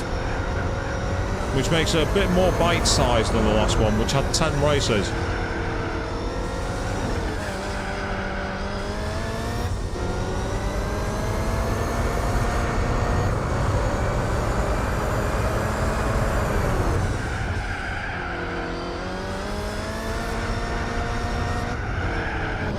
Not quite.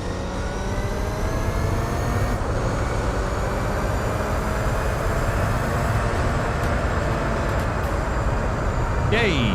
Excellent. Not bad. So what's next? What's the next circuit going to be? Let's find out. We've won 4 races of 4. We've got a 16 points advantage. Everything's looking pretty good. As I say, they're all in standard road cars, and then there's me, driving in a Le Mans prototype. It's not exactly fair. But we're here to see how much of the game we can do randomized, because we're not buying any cars. Oh my god, seriously? We're doing scuba? Oh, this is going to be amusing. Here we go.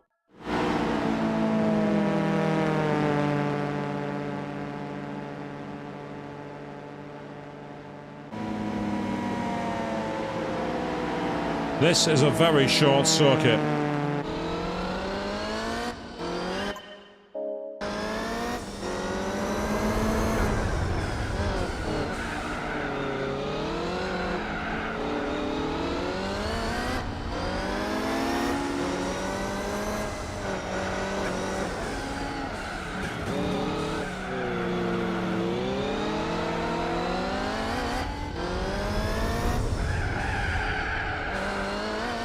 On cold tyres, it is not like that corner. Oh, not as wide. And yet somehow I managed to hold it off. Not quite sure how I got away with that. I'll take it, but I don't know how I got away with it.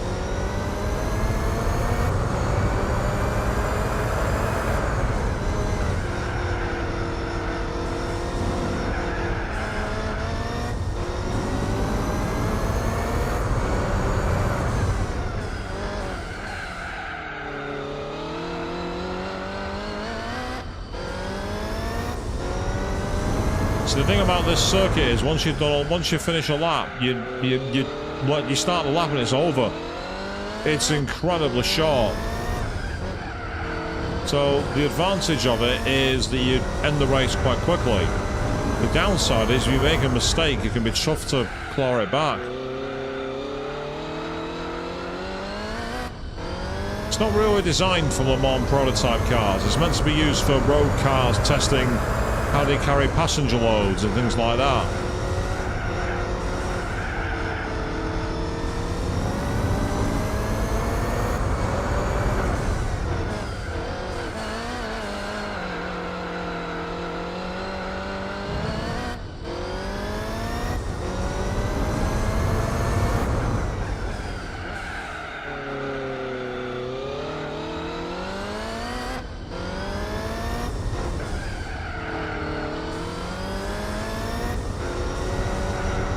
still we're going okay. This isn't bad at all.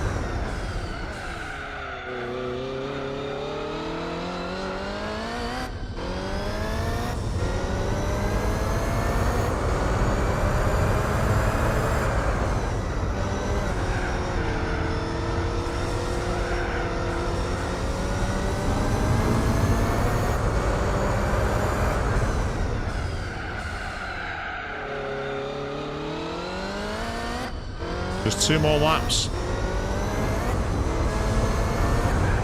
Oh, no. That's no good at all. I've gone off into the sand. Not the best way around that circuit, I can tell you that for free.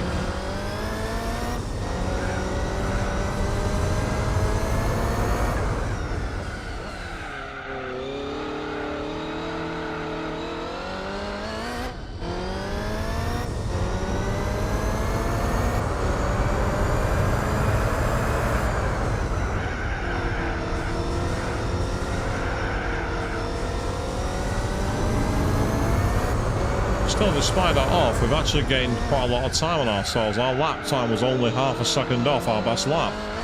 That's intriguing. I'm surprised by. Oh no.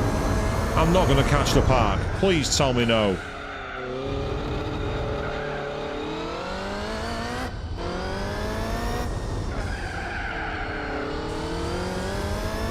I do not want to be lapping traffic. I do not want that. Well, I may not want it, but I'm getting it.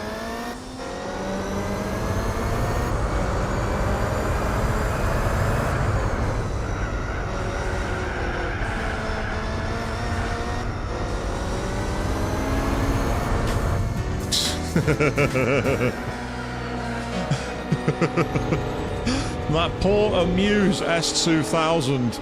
It thought it wasn't going to get lapped, and at the line I lapped him. Oh, that's mean. That's rubbing salt in the wound.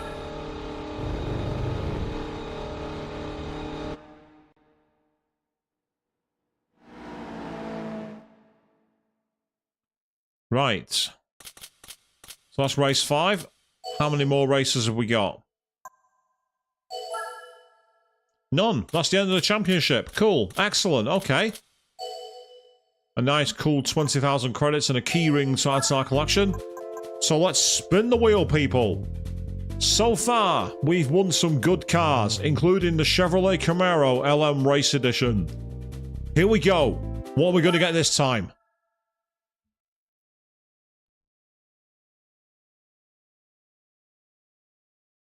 Here's the drum roll. Here we go.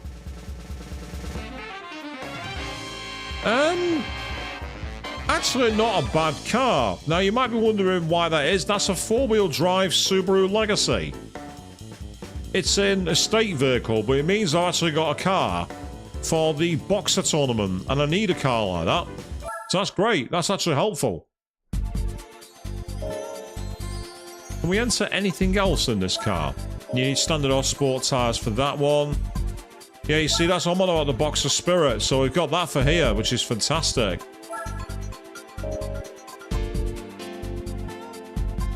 Yep, has to be a production car. We can't enter that one, and we can't enter that one yet because we've not got enough information for it.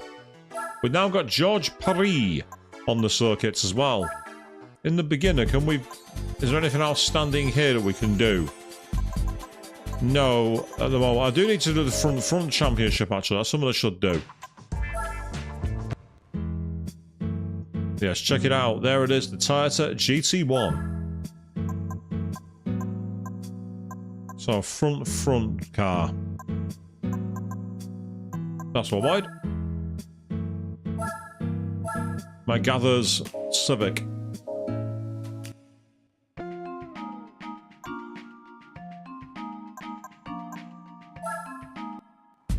Let's do the front championship. Oh. Did I buy any sports tyres? Yes, check it out. I think that's a Honda Accord. Oh. And there's the Civic Type R. Oh, I got some sports softs, that's all I'm going to need. I like how much faster these are at this moment in time. They are a lot quicker. Ah, I can actually give it some NA tuning if I want to. Boost this horsepower by 100,000. Maybe I'll consider that for the NA tuning tournament, but I'd rather get a better car for that. Right, okay, with that in mind, let's do the front championship. So we'll start with 2 laps of midfield. Here we go. After this, we'll upgrade the Subaru Legacy and see if we can win the Boxer Spirit tournament.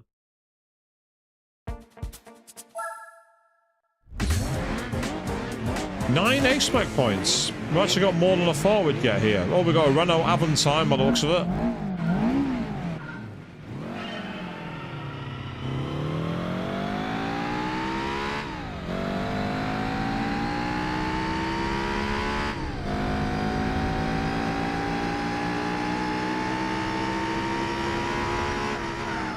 We've got an Alfa Romeo and a Mazda. Oh, what are you braking there for? You do not need to brake in that chicane. You need to brake here, I agree with you on that, but you don't need to brake at the chicane.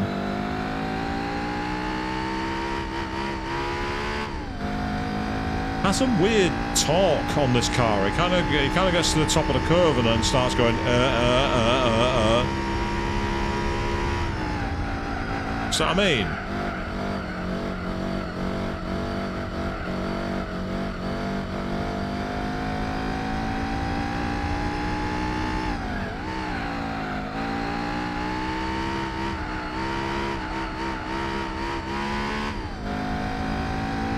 Yeah, it's a very odd car to drive, this.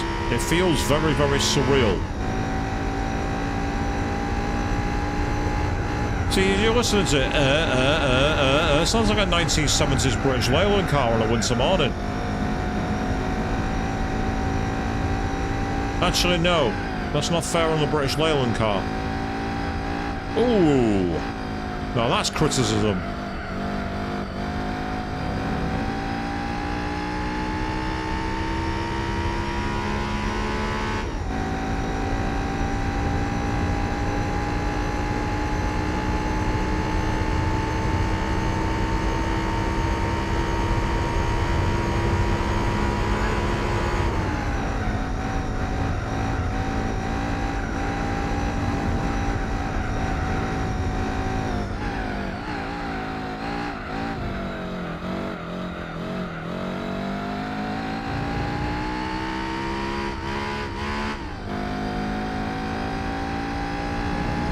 Yeah, it's very odd. It's hard to explain. But you just feel yourself going, come on, give me some power, give me some power. It's like whenever you see your computer screen rolling over and you just see the loading icon and you start yelling at your computer to speed up. Anybody else do that? Not just me? Just me? Oh, okay.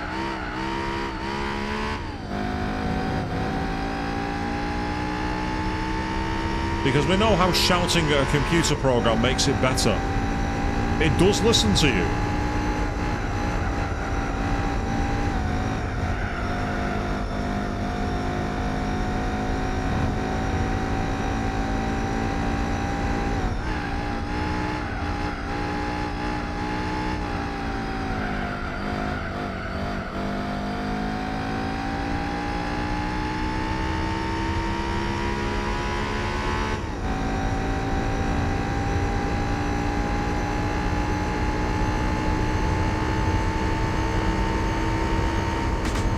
That felt very slow.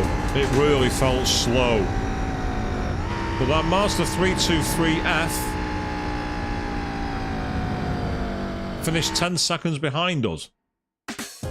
So amazingly, we were on average 5 seconds a lap faster. That's pretty insane. Take a nice look at the car while we got the chance. Very cool paint job, that. And that's where we'll leave it. I'm not going to sit here and replay my race live. I'm not that much of a narcissist.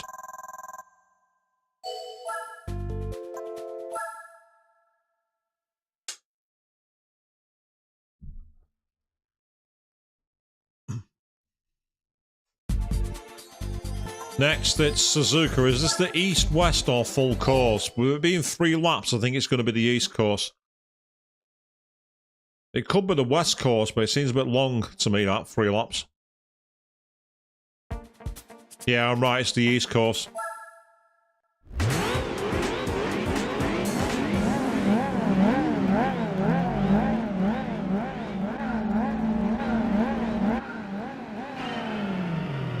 Here we got a Fiat in the house. A Nissan Micra. We've got a Nissan Micra here. A Honda Prelude, which is in a bit of a tangle at the moment, a bit of a love tap. With what I think's a Honda Accord. No, it's a Citroen. It's a Citroen Zara, I think? Either way, it's in second place now. So, let's carry on.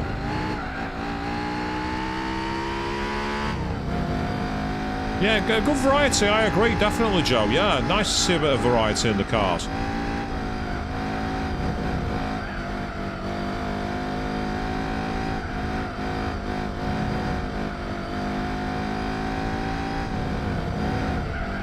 So speaking of cars and everything else, I was watching an old Jeremy Clarkson video about hatchbacks. It's called Clarkson's Car Years from the year 2000. And at one point, he talks about how cars in the 80s got ridiculously costly to buy.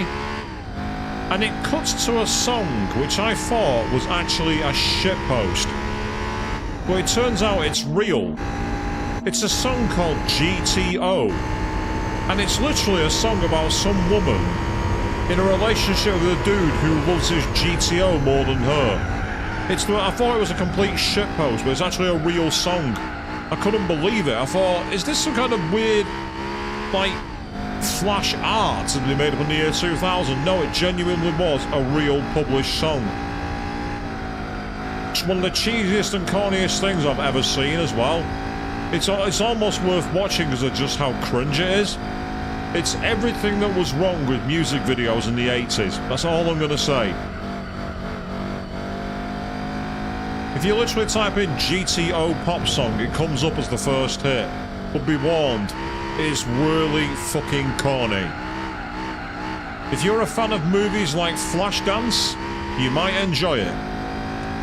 It's that bad.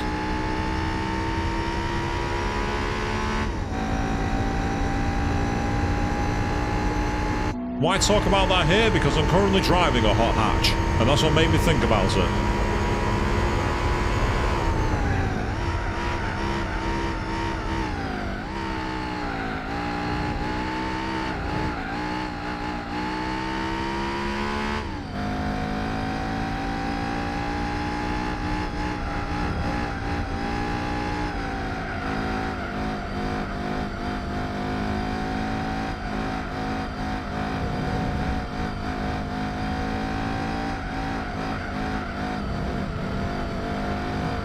Did this touring car have any kind of success? Because it feels really rather wet.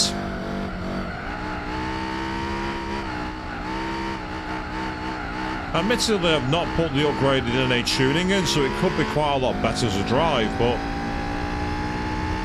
it just feels sluggish.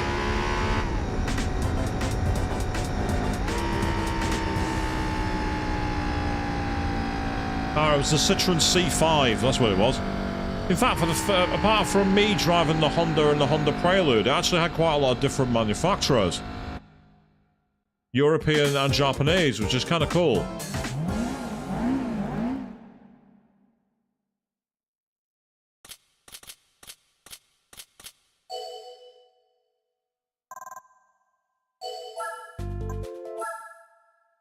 What's the next one then?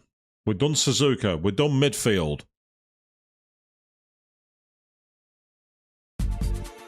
Hong Kong. Well, this could be interesting. We're taking it to the streets, people. We're going outside. What's the word on the street? Not my reputation. That's what I can say. Right, we'll start from the back and try and work our way to the front.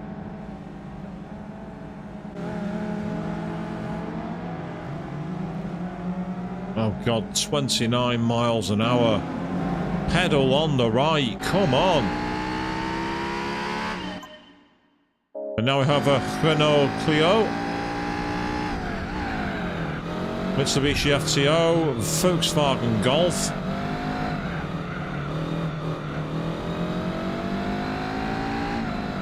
What looks like it's not a Fiat Barchetta, but it's something like that. And then in first place, I think it's an Alfa, actually. That's the Fiat Coupe, that's what it is.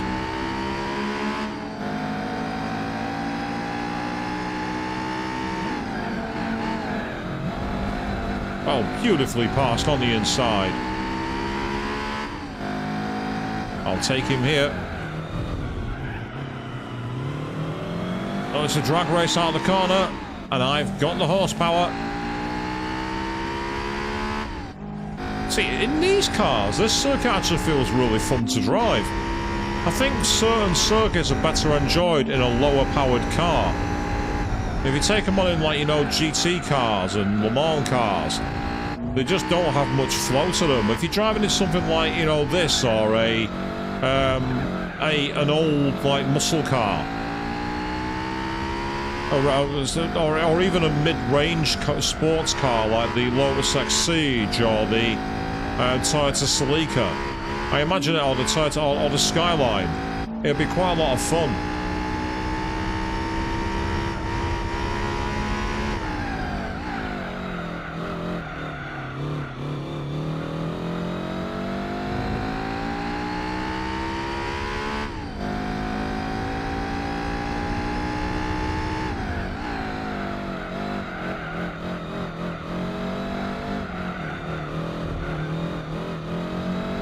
But now that we're out in front, this is our race to lose. So let's focus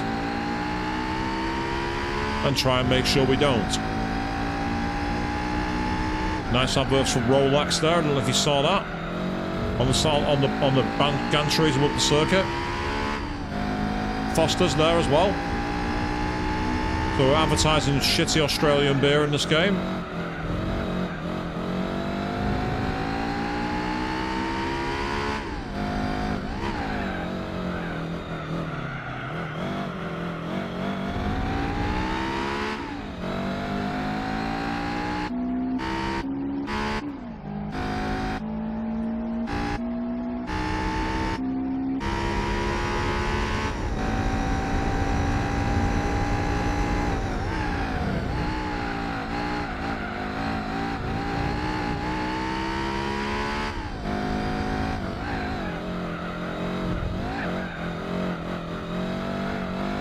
Oh, no, they've been paid the most money for it, Queen.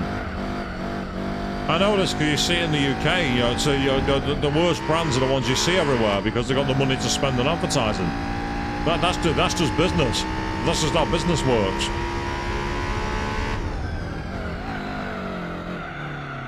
Besides, I don't have much of a dog in this fight because I don't drink beer. I don't drink anyway, so what does it matter? What's my opinion got to do with it?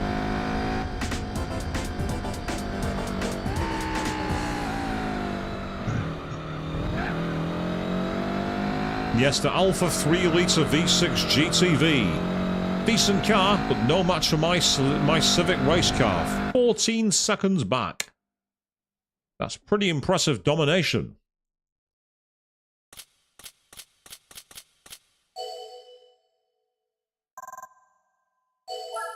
Where next? Where are we off to next? Be somewhere good. It's Grand Valley Speedway. Nice. We're going to this seminal classic track from Gran Turismo lore, which was badly reinvented into a Californian highway in GT7 for no reason. It was fine as it was. Leave it alone.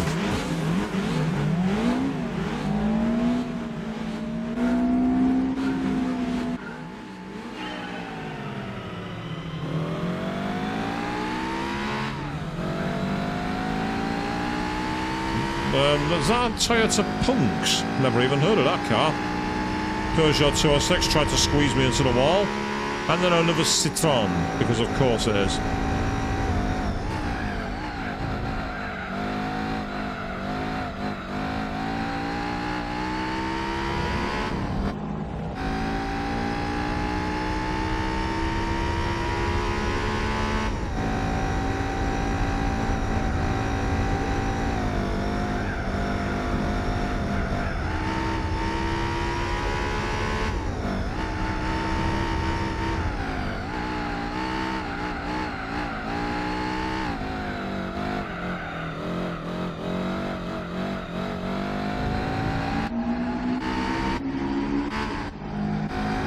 Well, we are in front, so that's good.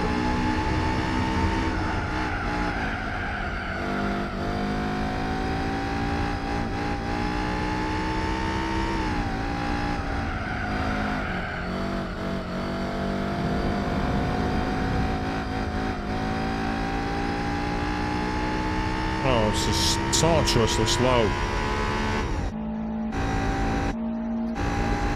But it's not as slow as them. Look how far back they are.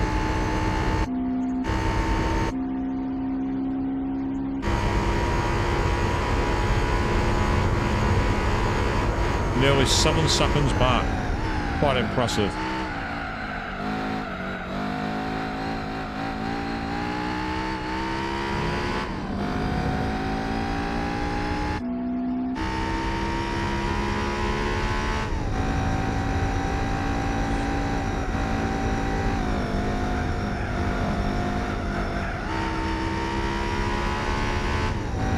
Yep, send those cones into the stratosphere. They don't belong on my circuit.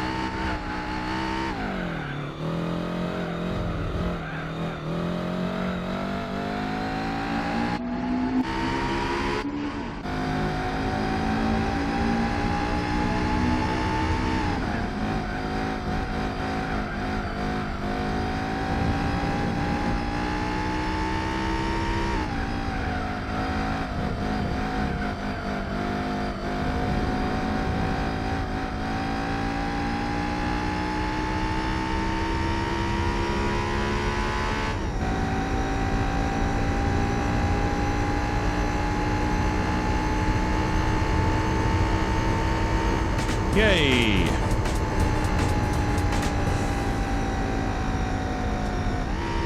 Yeah, we had 6 different manufacturers in that race. The Toyota Corolla Runks. Never even heard of it. Never heard of that car. So we have one more race and then we can finish the front championship. And the question is, how will the RNG gods reward us? Will we get a good car? Or will we get a bad one? The only way we'll know is by going around Twin Ring Motegi. Now, are we going to do the west course, the east course, or are we going to do the full course? It's the east short course. Bit of an interesting one, this. It's not really that short a course, to be honest.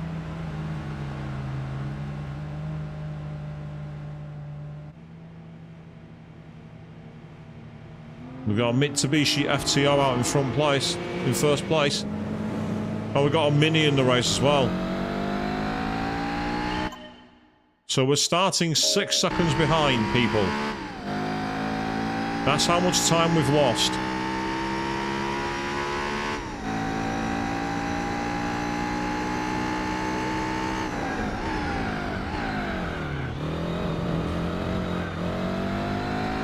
That was a great start. They didn't see me coming.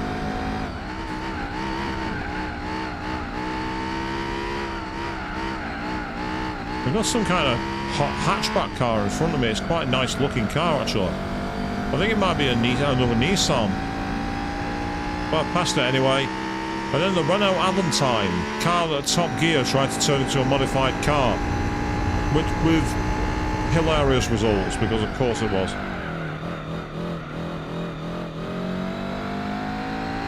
Featured a moment where one of them fitted a ex-Formula 1 racing rear wing to it, and it did not work.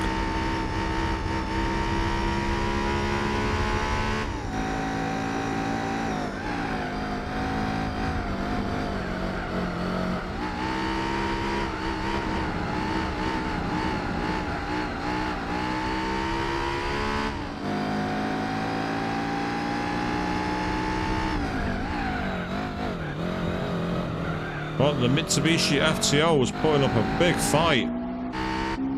Nice car actually, the FTO. Not fast, but very nice.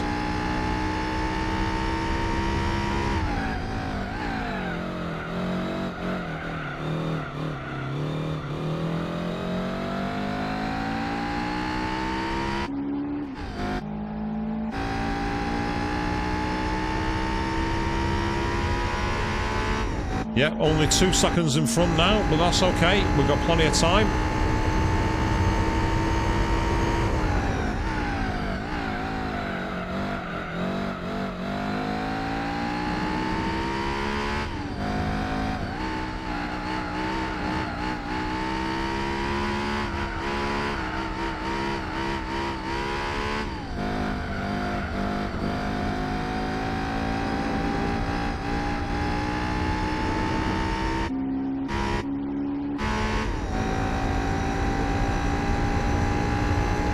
Last lap. Soon the torment will end.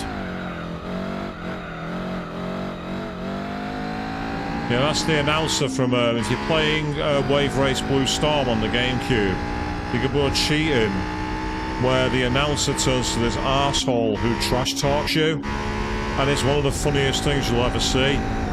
The guy becomes like this bored commentator. He's like, past the yellow buoys on the left. And if you lose, like, come in last place, like, you don't have an inferiority complex. You're just inferior. It's one of the funniest things that I've ever seen, actually. It's brilliant. It's one of my favourite cheat codes. I'd love to see more games do it.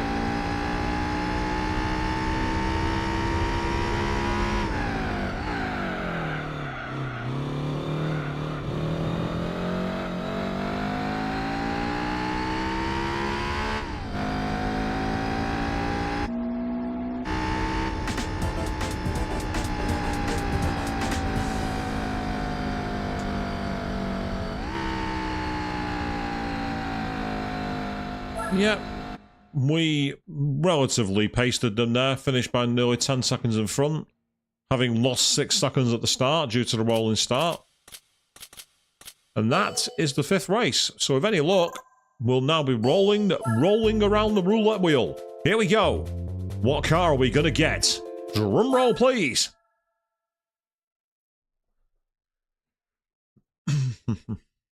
Okay, come on. Here we go, people. What are we getting?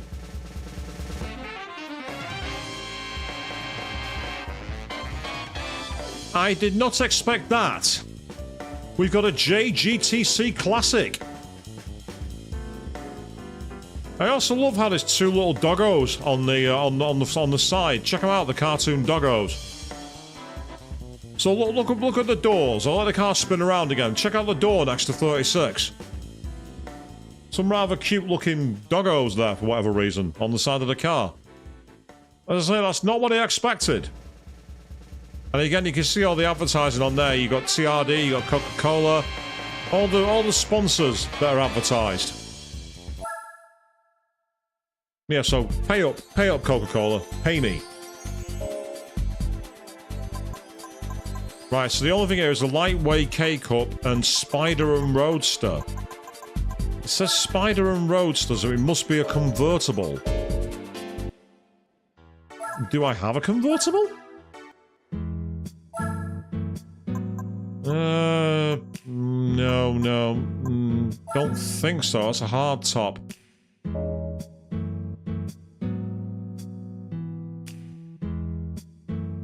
Oh, that's interesting, Joe. I didn't know that. I'll have to check that out.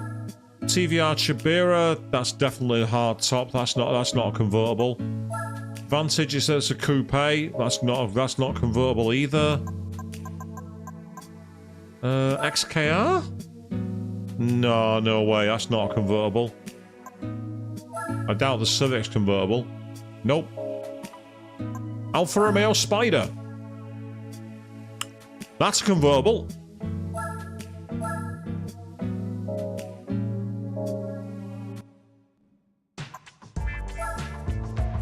Pardon me, I'm going to make some upgrades to this car. I'm going to need it. Oh, yeah. Yes. Click along, people.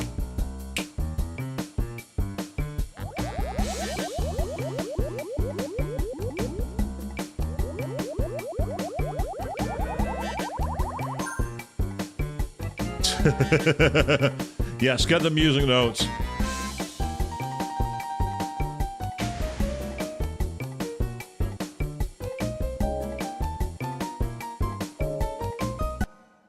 Indeed, it never does get old. It's awesome. Right, Italy. We are driving an Italian machine. And there it is, ironically. There's the coupe and there's the convertible. We got the Spider version.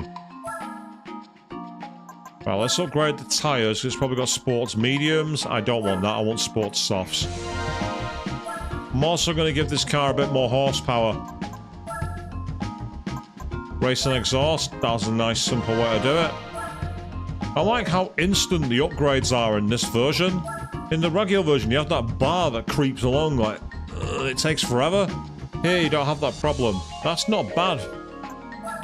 Whereas that's only 12.5 grand, we'll take that. An extra 100 horsepower. Port polish, that's 5,000, we'll pay that. The 12,000, I can afford it. And a new computer, that's 1,500. Yep, I think we're going to be set now. I think that should be okay. Oh. Apologies, I skipped before you could take a look at that car. This had better work. I'll be furious if this doesn't work. Yep, convertibles only, standard or sports tyres, and we've got a national B licence. Oh god. Queen, what on earth is that? I mean, kudos to you for doing karaoke on stream, but where did that come from? I mean, to be fair, improvised singing on stream makes me think of a streamer I don't want to talk about, actually. Oh, why'd they put the roof up? What are you doing? It's a spider. Get the bloody top down. I don't want the roof up. And I just noticed there's a Lotus Elise in this. So this could be a difficult race to win, but we'll do our best.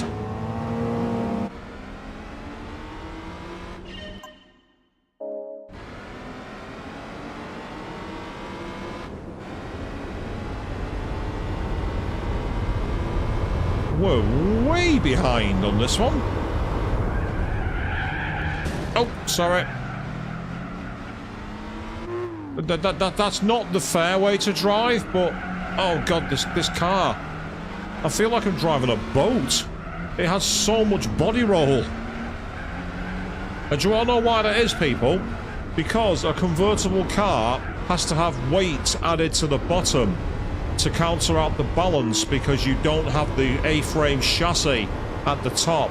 So they've actually simulated that quite surprisingly well. We've got a Peugeot 206 Cabriolet, and then what I think is a BMW Z4. I say, it feels like I'm driving an old American car from the 1970s. Damn it, Merle! I just don't know how I can make this car more square.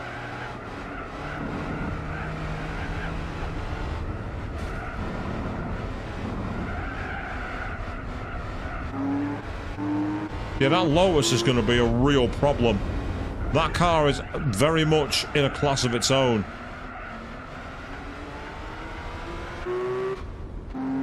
The only advantage is the AI, when it comes to overtaking, can be a little unreliable. And that's where we get the advantage as the player. But it's not much of an advantage when they get past like that. This could be a difficult race to win. Let's see how we go.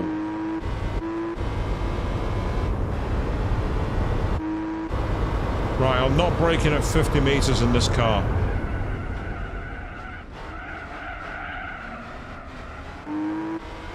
That was better. Last time I needed the help of a Mazda Miata to go around that corner. You say the body roll is hilarious in this car. Oh, sorry, wrong button. Let's take a look at the body roll, people. Check this out. Seriously, look at it. Should have a sign on the back that says, when the cars are rocking, don't come knocking.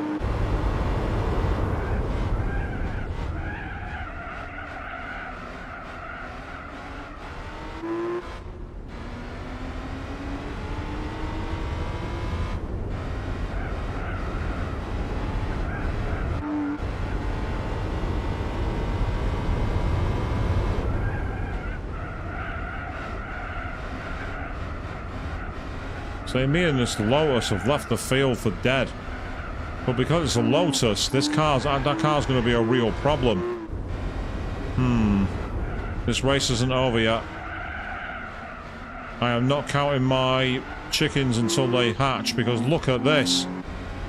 That car has so much better grip. It's a bit unbalanced to put a Lotus in this one, actually, to be honest. It's a bit unbalanced. It qualifies, though, and to be fair, I turned up in the last series in a Toyota GT1. I can't complain. But whether you win by an inch or a mile, winning is winning. I mean, out of curiosity, how much far further back is the BMW Z4? 9 seconds. So we both finished nearly 10 seconds clear of the field. That's how much faster the Elise was.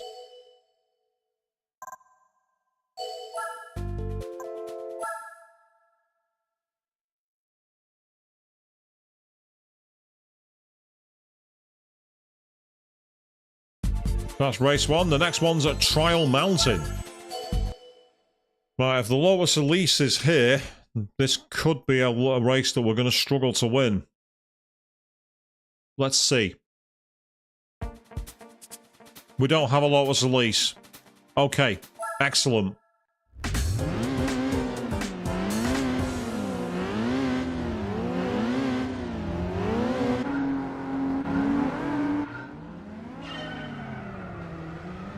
And we're going backwards. I'm not used to doing Trial Mountain on this layout.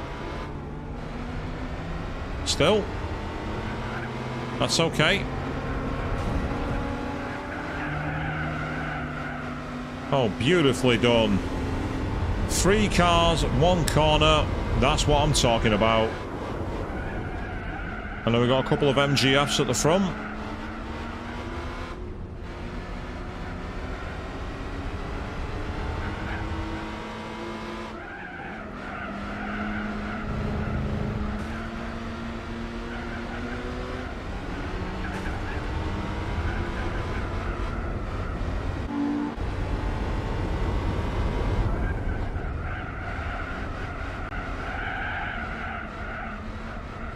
Yes, we're embracing the Italian way of driving. Red light means go. Go as fast as you can.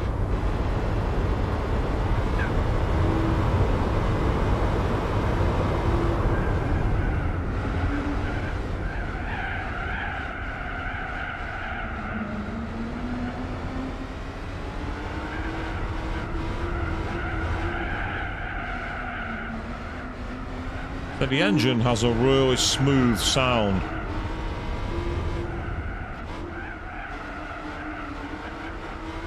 Of course, this circuit Trial Mountain is site of the world's worst license test. The A license test, where you are driving in the Nissan Skyline. The one that's nearly impossible. If you know, you know.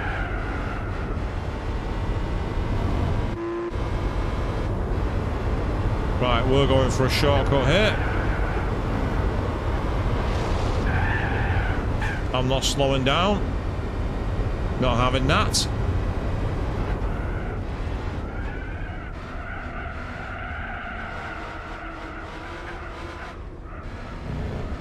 So what I need after this is a lightweight car. Something that's small that I can easily use.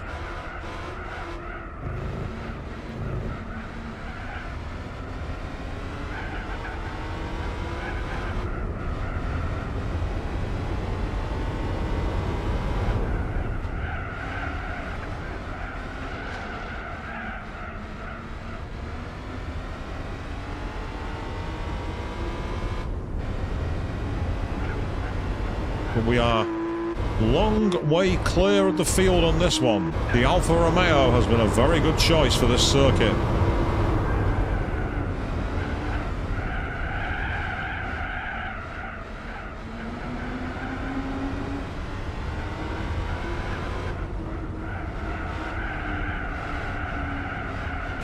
Oh, bit too much understeer there. Hit the wall. Well, it's my car. It'll be fine.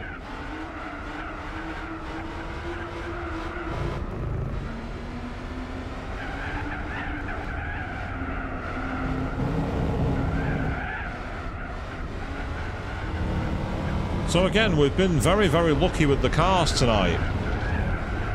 The cars have been better than I expected. But we've only done 2 so far, so we've still got more to go.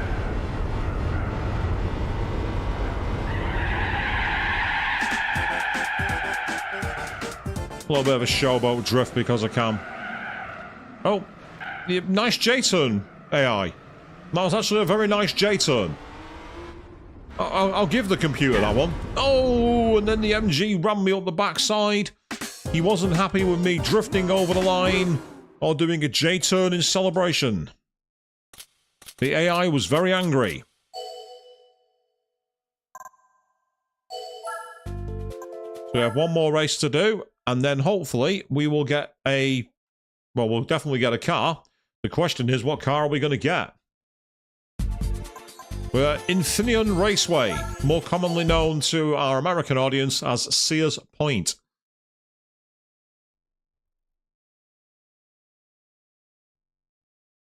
Which I referenced in an ancient Need for Speed fanfic back in 2009, I think.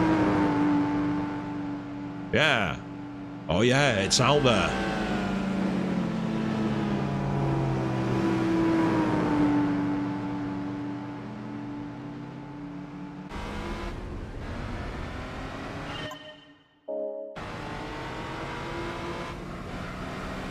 Do I spy a Lotus up there? If I do, that's going to be a problem. Potentially. Yep, I see a Lotus.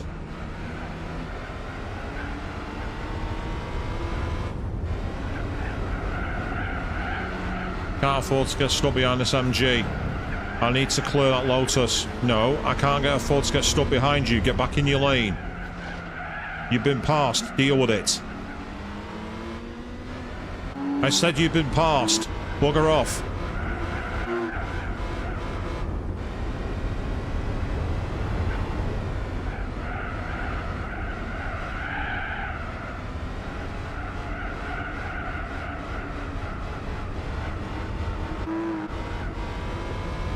Yeah, this one's going to be a difficult race to win.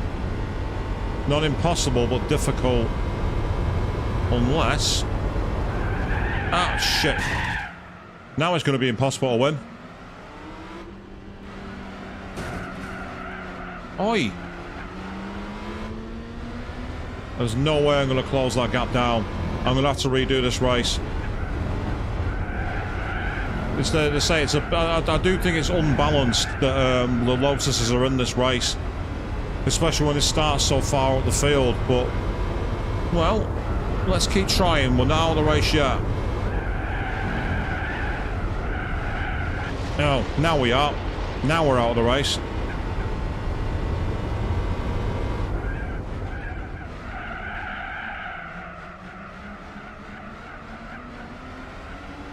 Unless, if them two get close enough, I might be able to take advantage.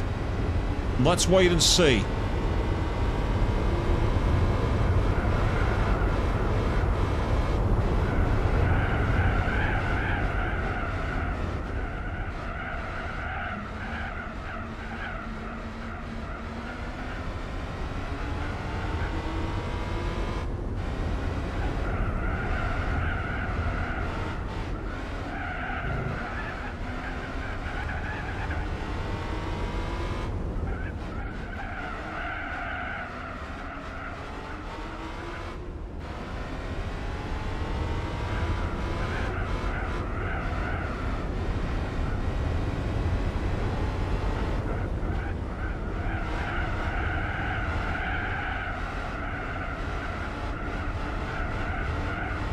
Yeah, no, it's not going to happen. No way. No way I can close that gap down. Not unless something really radical happens and goes in my favour. Admittedly, that first lap did not help. The off I had on the first lap really did not help. But I'm still thinking that the RNG is wrong on this. I'm going to be re-rolling until I do not get a Lotus. If I get a Lotus, I'm quitting.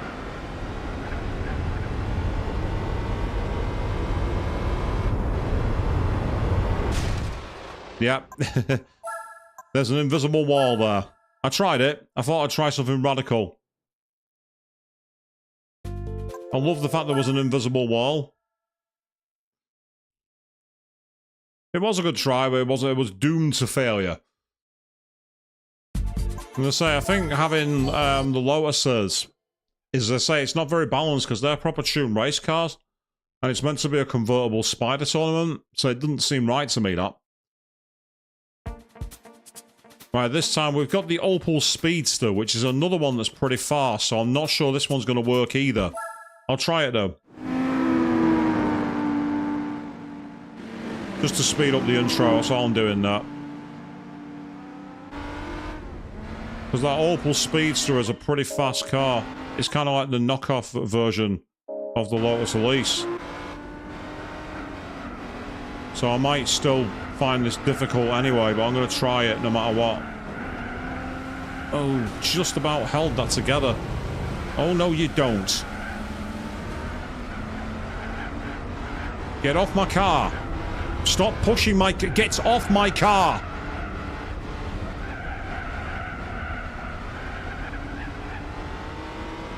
You carry on like that, you're going into the sand.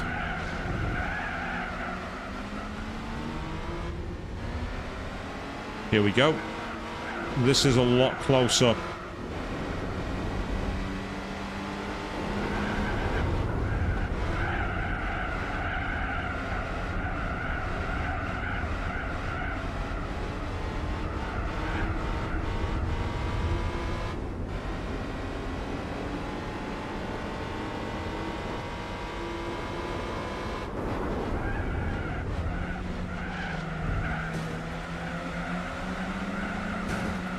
Ooh. That's because the Vauxhall, or the Opel, got tagged on my car. It was slowing my acceleration down. Oh bugger, that's not going to help. Then again, with front wheel drive, I was able to turn it into a half off road.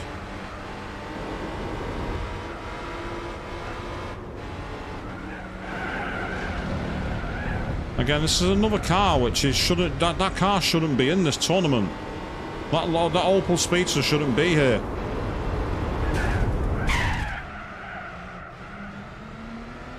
So I'm going to make sure you're not there. Yes, it's cheating. No, I don't care. It's not against the rules. Game lets me do it. It's not in the spirit of the game. There's no such thing as the spirit of the game, thank you very much. I am definitely not deflecting. I am definitely not trying to make racing drivers excuses. I am definitely not avoiding any responsibility at all. I promise you that.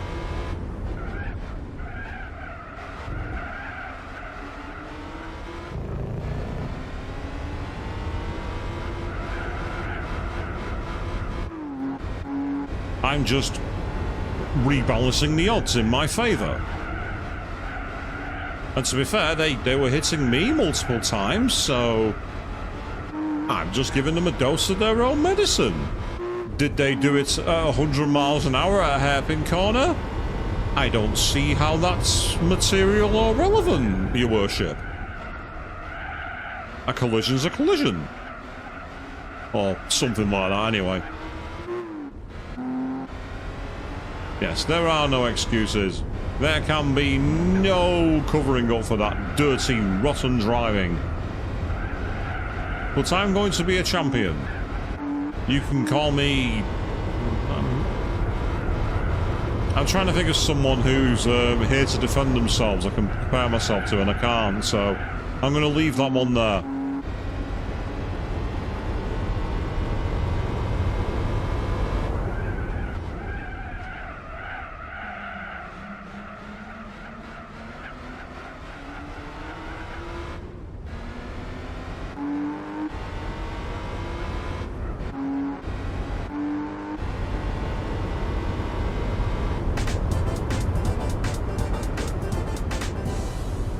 Yes, I finished 3 seconds clear. It was a dirty win, but a win's a win. It all counts.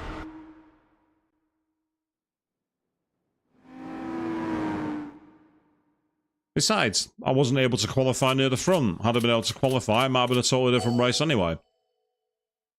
But let's move on. Let's find out what our reward is going to be, people. Let's fire up the roulette wheel once again. Here we go. It's going to be the pink Vit.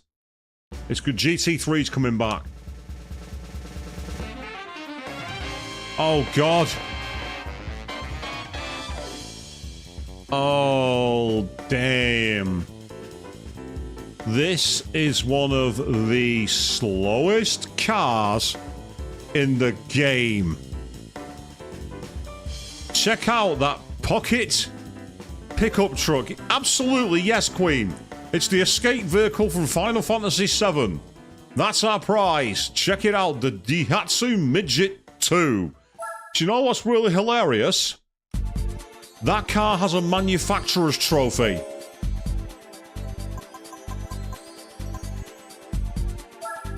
You say it looks like the Pope Mobile, Avian. Oh, wow.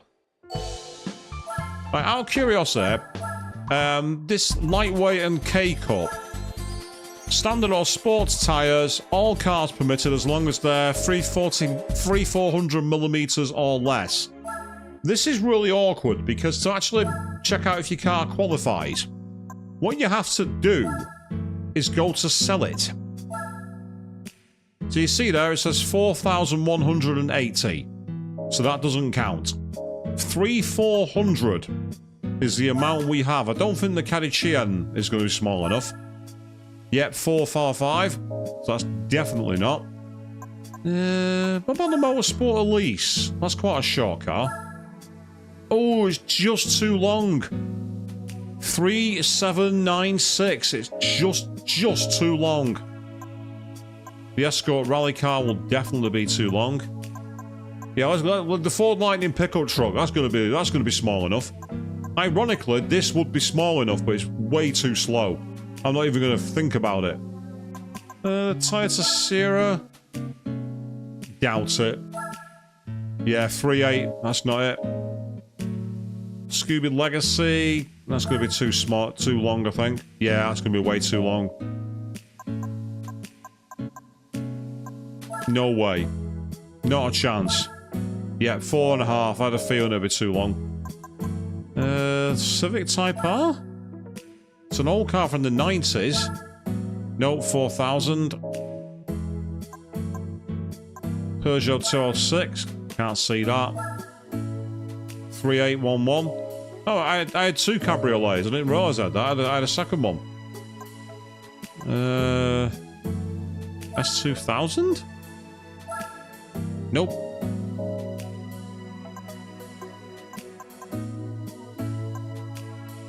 Can't see it. It's a four-door coupe. Yep. That Elise is likely to be too long because the Motorsport Elise was. Yeah, it's just too long.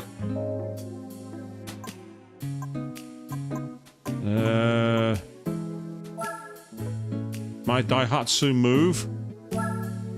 Believe it or not, that qualifies. My Daihatsu Move. Can I upgrade it? Let's find out. How much can I upgrade it? Is it going to be competitive?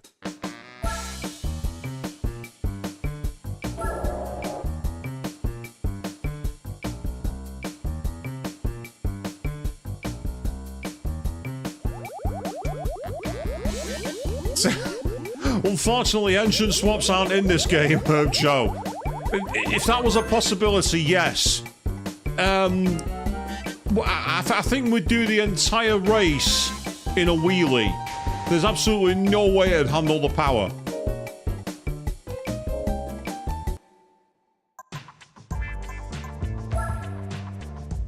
Yep, Daihatsu. Yep, the Daihatsu Sirion, the DRS tune sop. The drag reduction system was in this game, would you believe, people? Oh, yeah. A racing gets us an extra 6 horsepower. Oh, yeah. Right. What? Can we put a turbo in it? Oh, my God, we can. We're going to put a stage 3 turbo in it for 108 horsepower. Or a stage 2 for 96. We can even put a racing intercooler in it. Out of curiosity, can we give it NA tuning? No, but we can give it a port polish. Right. I mean, do I want to spend that much money on a turbo? Screw it, I'm doing it. No, that's a sports one. I don't want that. I want a racing one. There's a chance I might be able to double its horsepower. And if I can do that, we might have enough. This is a costly upgrade, this, people.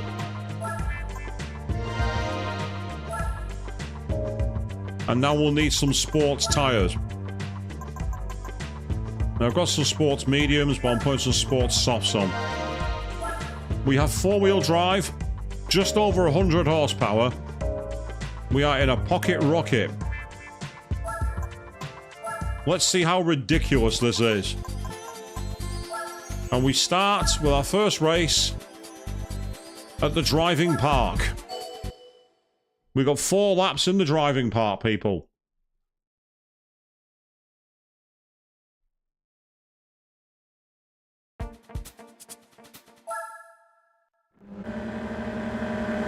Well, 6 A-spec points. That's a good start.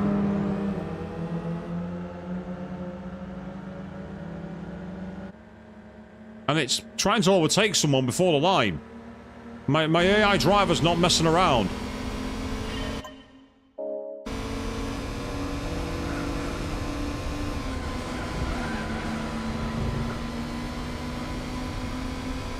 Listen to that engine, people.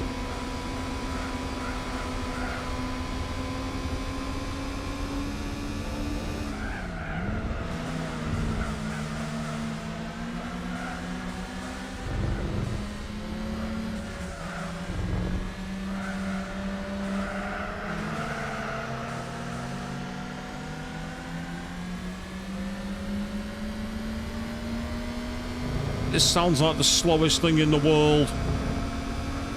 Oh, no, sorry. This sounds like the slowest thing in the world.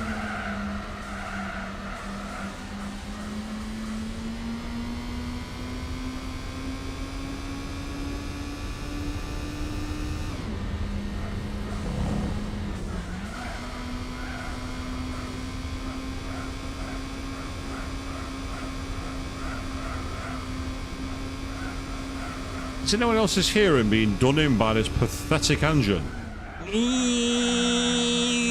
That's what it sounds like.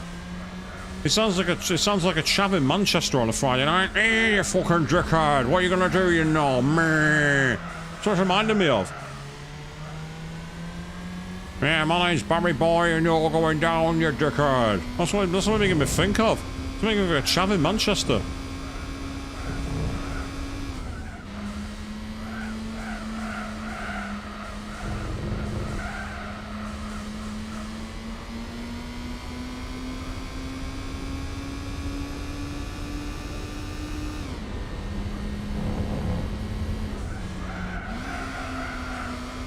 I don't know what's worse, Queen. You're not wrong. The sound of the engine or the performance of the AI. You tell me.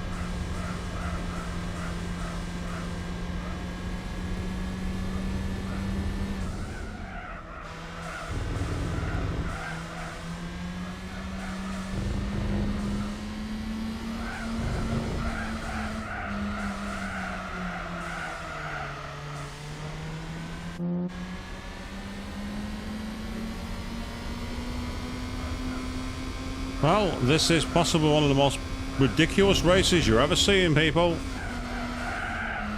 Yeah, no worries, man. If you're feeling that you need to nod off, I don't blame you listening to one of my streams. Get yourself some Z's and say glad you've enjoyed the stream, mate, and check out the rest of it whenever you want to. So that's what the archive is there for. Have a good night, mate. Yes, the Mitsubishi Minica, Daihatsu Mira, Suzuki K-Works, Honda Beat, and the Suzuki Alto. So they're all, we won by 12 seconds. That's silly. A 12-second gap. That's crazy. I spent loads of money on this on this tournament, and I'm not getting any of it back. But I won the championship. Because if we beat this one, it means that we've then only got to do the last of the professional ones to unlock the Gran Turismo World Championship. Yeah. This will complete the B events, which is not easy to do because not only for the K cars, but the fact that we managed to get hold of a pickup truck. Getting a pickup is very difficult in Randomiser from what I understand. A lot of people have struggled with it, but we got it quite early.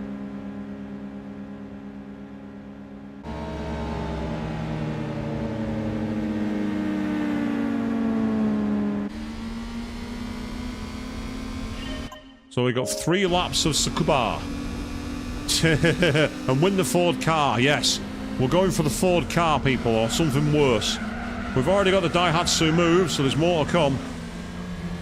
Now we've got a Mini in this race, by the looks of it. Our car looks very similar to a Mini. There's a lot of Japanese cars in the 1990s paid homage to European cars by pretty much cloning them.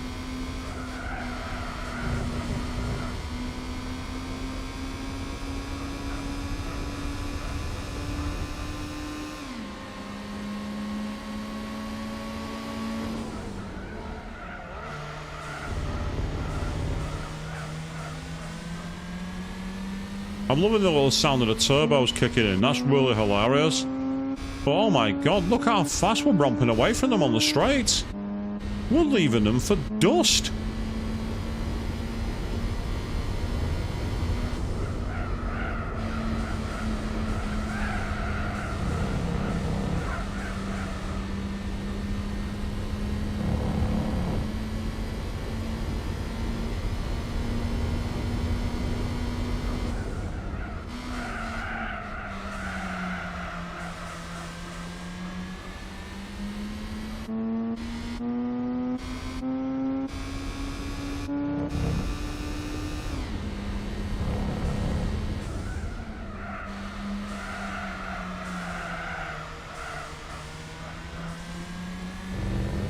We're winning this by pure horsepower, people. That's how we're winning it. Pure power. No skill. Absolutely zero skill.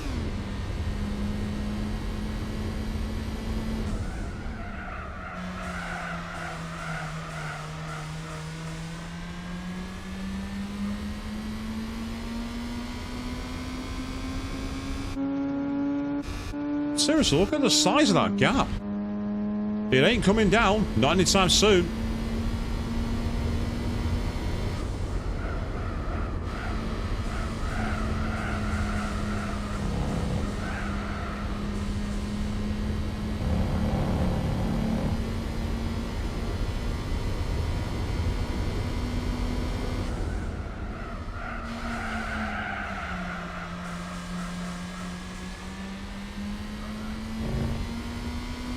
I'm amazed at the kind of cars that we've won in this randomizer. We've broken progression huge for some of the cars we've won.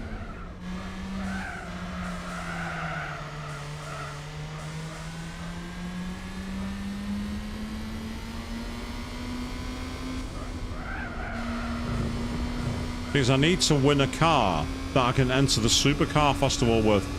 So I don't think I've got a car at the moment, unless my Jaguar XKR possibly could. If I upgrade its power, my Jag XKR could count. So that's one car I've got potentially for that.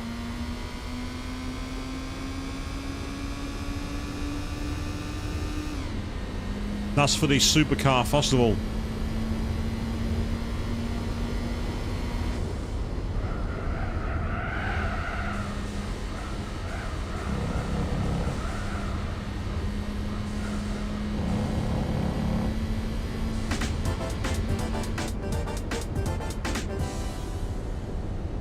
And there we go. We've got one more race in this mini tournament, and then we will find out what our prize car is going to be.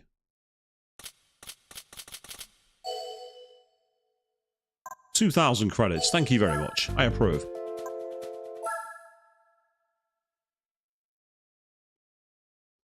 Well, we just won one of the slowest cars in the world, so we're going to have to win one even slower now, people. We've got 7 laps of the driving park. What circuit are we doing that needs 7 laps? Oh, I know which one this is going to be. This is going to be that really silly mini oval with the little chicane. Yeah, I'm right. I knew it. I can do that right now, Queen. Just do a quick state save. Cheers for the shout out. So remember to save often, like Monami said. And of course, if you want to see a playthrough of Dark and Rampart other than mine, go check out Queen 3210's channel. Got a long play of all 3 games. Or 4, actually, now I think about it. And of course, if you like your gory visual novels, do check out Zero Escape, please. Make sure you watch those. They're awesome.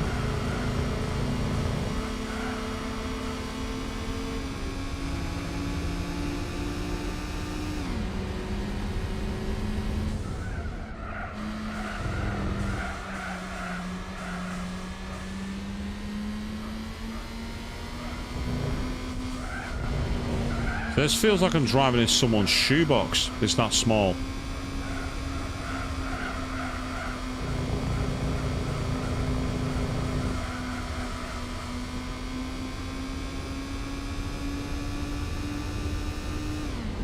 That's Churchill. Yes, the letter. That's also a really gory one. That had some really surprising development to it, that. Very cool characters as well.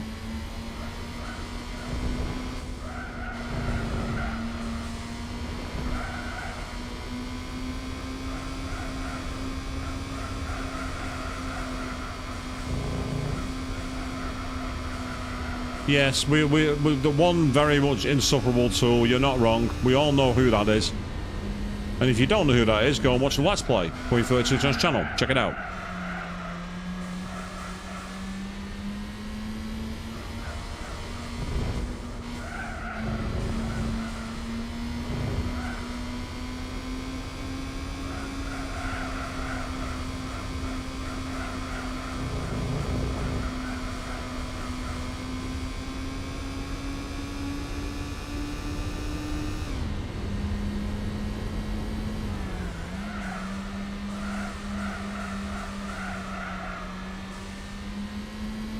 This, despite being a very, very short lap, feels very slow.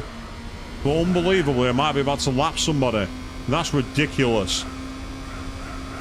I'm in a car that's got 120 horsepower, and I'm about to lap one of the field. That's ridiculous.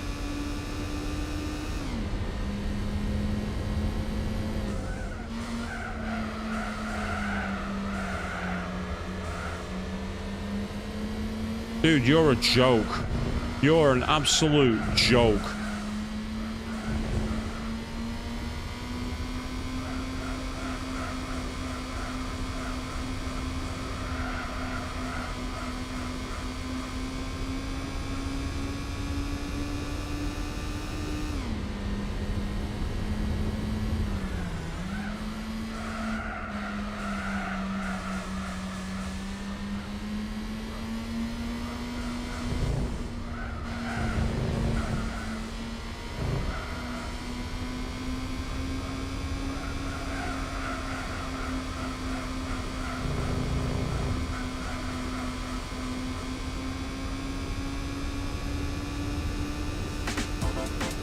And the fastest lap to finish as well.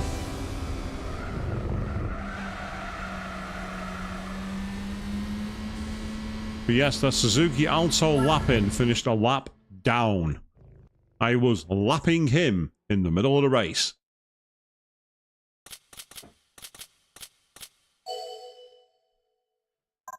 Okay, so the question is, what's our prize? Let's roll the roulette wheel, people. Here we go.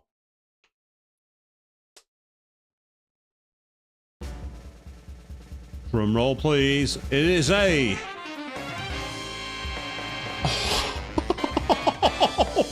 Yes! A Shelby Cobra! We will be using that in the 1,000 miles. That's the car we will be driving. We will be driving the Shelby Cobra. More importantly, there is a classic car tournament that I need to do. And that car is perfect for it. That is instant redemption by the roulette wheel. Instant redemption. Giving me a Shelby Cobra. Give me that car. What an absolute beauty. Look at that. And it's already been saved. It's already done. Trust me. You see that little flashing red memory card that came up on the top right of the screen by the date, Queen? That was the auto save. It's already done. I'm going to quickly get some oil in this car.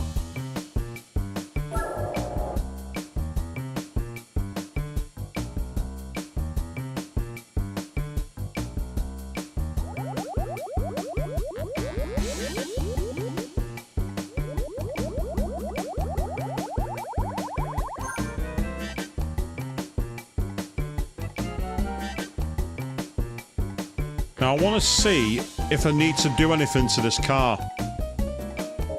I want to take it for a quick test in the classic car event that I've got to do. Because in here, we should now be pretty much done. See, they're all done. We're finished. So we don't have to worry about the beginner events. It's now over to the professional events that we need. So we've got the Clubman Cup we can do. The NA Tuner Sports, we can use that one too. And then, crucially, World Classic Car. Up to 1970, and it's a championship. So, we have that available, but we're going to start with the Clubman Cup. Because I think that Classic Car tournament is going to be too long to finish tonight. So that might be when we next stream this game. But this next stream is going to be for a while for Gran Turismo 4.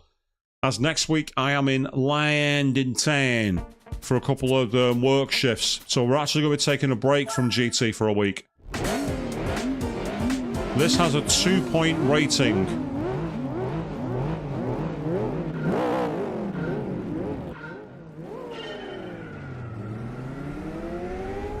Oh God, look at that. Look at that hood.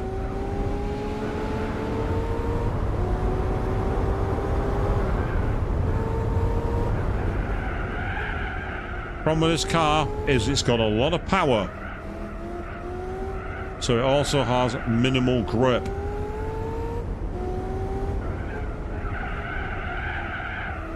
But I'm not interested in winning by a long way.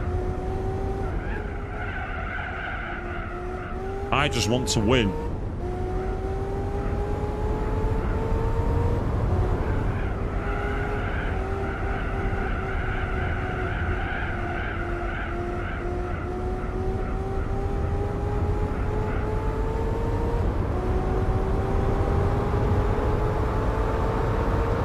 Yeah, Joe, you missed it. You missed this unlock live, but by God, will you like it on the VOD?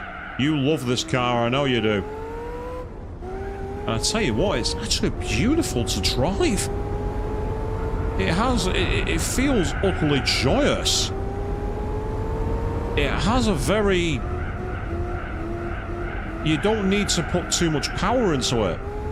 You have a lot of torque. And as long as you respect the car, it drives clean away.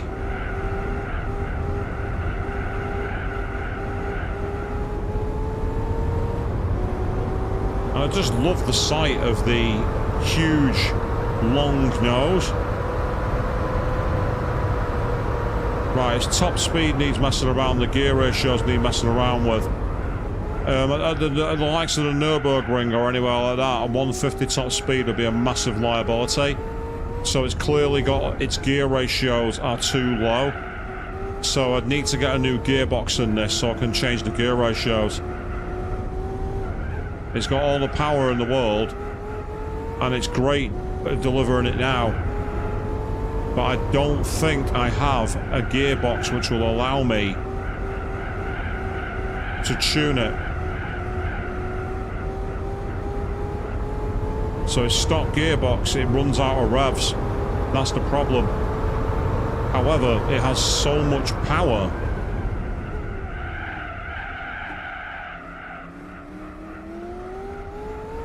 I mean, this was worth going through that midget K tournament to unlock this car. This is a fantastic unlock. It's going to be perfect for this. It'll be perfect for the NA tuning tournament. It'll be perfect for the World Classic car. And it will be perfect for the 1,000 miles. Yes, I am going to resurrect the 1,000 miles stream. I want to see what we unlock by winning the 1,000 miles.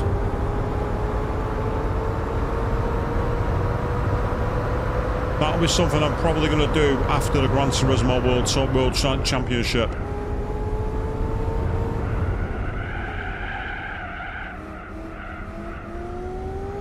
I've had seriously good luck on this run. My luck on this run has been absolutely astronomical.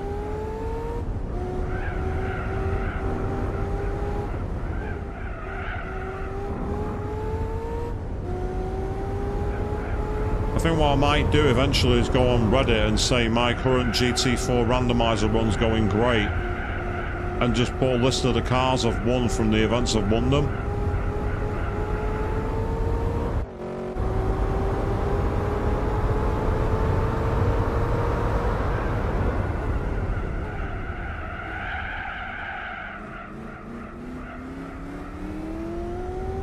And say this is a very, very nice car to drive. So, well, technically that's right, actually, by quoting that avian, because I've already done the 1,000 miles live previously. I did it in the Jag when I was driving in the E-Type Jag.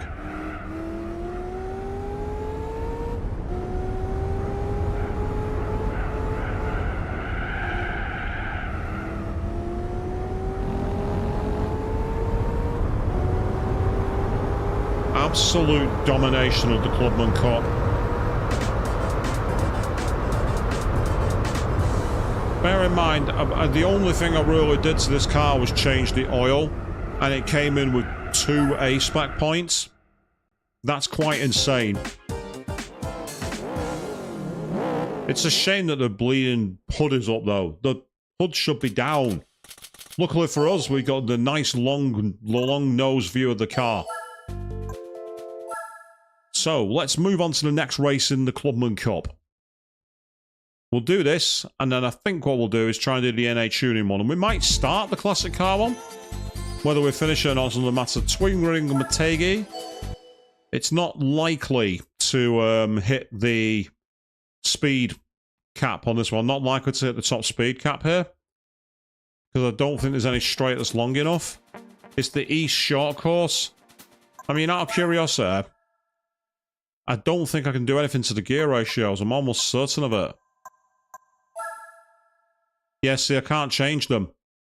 But if I got a different transmission, I'd be able to change it so that my gear ratios are a lot longer, and that would give me a lot more top speed. That'd be critical at somewhere like the Nürburgring Nordschleife and the Le Mans circuit. I would need a very, very long, what's called a long box. It's where you make your car have very long gear ratios so you can hit a very high top speed.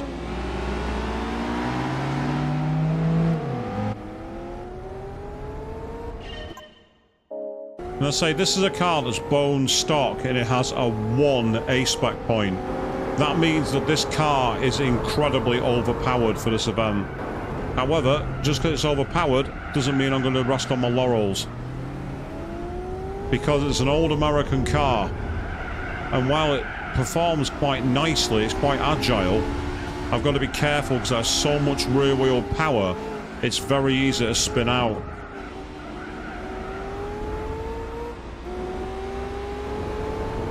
I'd say it just looks glorious though with those curved sweeps at the front. As we come up behind what looks to be some kind of Mitsubishi. No, it's a Honda Accord. A Honda Accord versus a Shelby Cobra. The Shelby Cobra is going to win.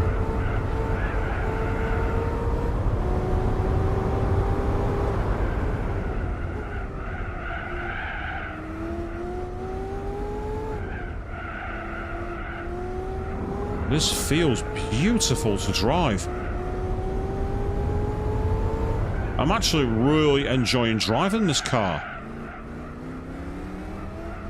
You might think, having drove the Le Mans prototypes and the big racing cars, this would feel very timid, but it's not. It has a real animal quality to it. I just love the throaty sound of the engine and the way the power is applied through the axle. For a stock car, this drives phenomenally well. This is a bone stock machine. I've not upgraded it, apart from a little bit of oil.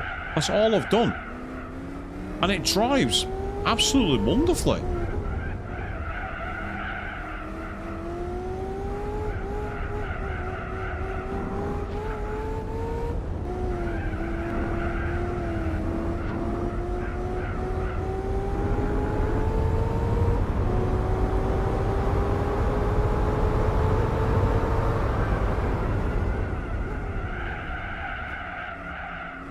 If you don't brake yourself, it does get very heavy and very much like a tank. But if you can ride through that, it handles beautifully well.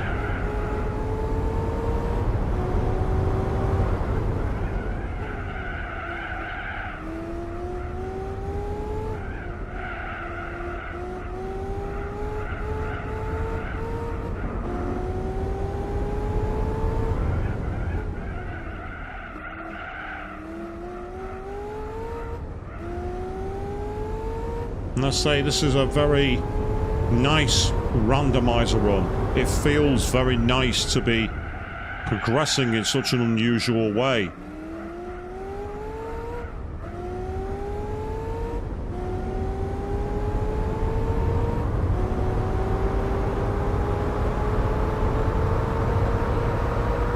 And it's making light work of the Clubman Cup, which is good. Be interested to see what our prize for winning this is going to be.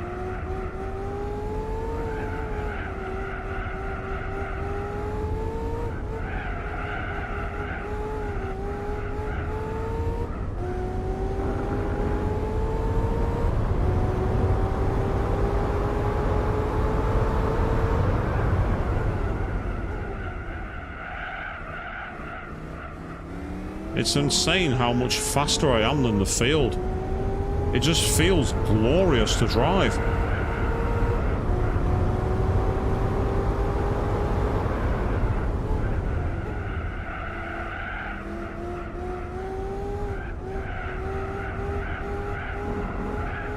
I'll tell you what, I'm going to change my mind.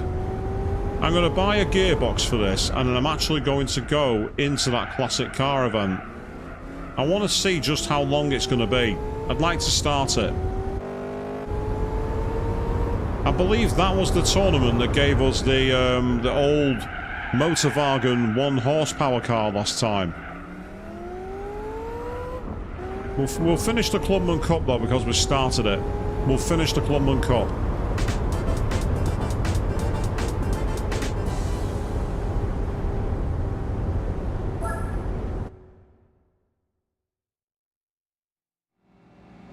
Absolutely beautiful. Absolutely beautiful.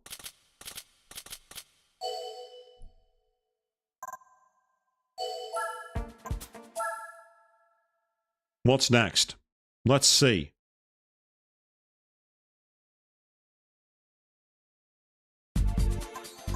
We've got Seoul Central, Clubman Route 5 and Deep Forest. Right, I'll tell you what. They're events that have very high straights, long straights. So where's Shelby? There we are. Yeah, check it out. How American is that? Look at that. Look at the state of that, people.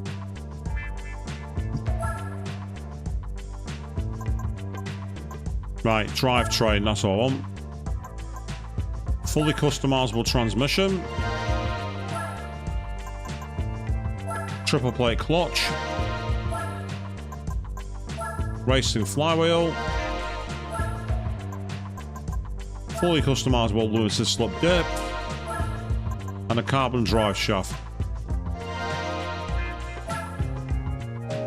So we've given the car some serious upgrades.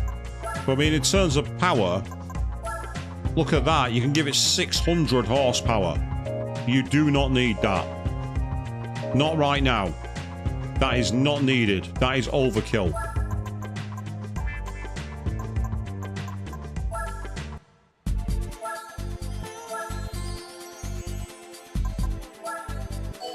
So now what we'll do is we're going to quickly modify the in-game ratios for the gears. We want to make them relatively long.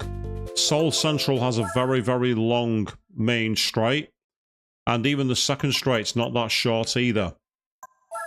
So as you see, it's currently at 8. You don't want that. You want it to be more like 17. So we've got a much longer gear ratio now. We have to be careful. We don't want it too long. If you have it too long, it means that your car is quite sluggish. And you don't want a sluggish car. 2 expect points. That's okay.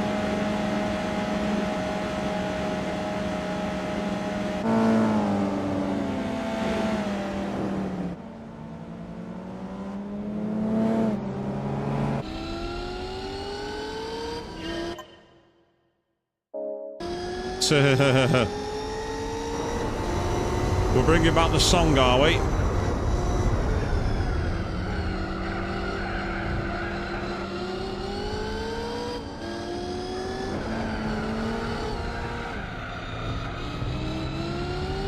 Yeah, there's a BMW M3, and then we've got what looks to be a very fast car. Oh, I know what that is, the Opel Speedster. Whoa, careful. Under high-speed braking, it started to tank on me, which is annoying.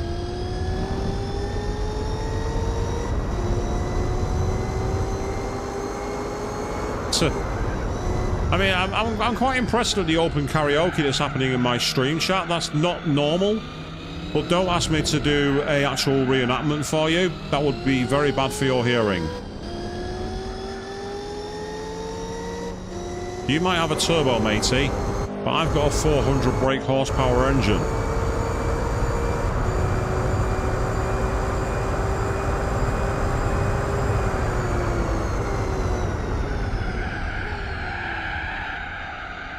What I don't have is a car that stops very well. That's the issue I have. Whereas he has a car which is very much set up for the corners.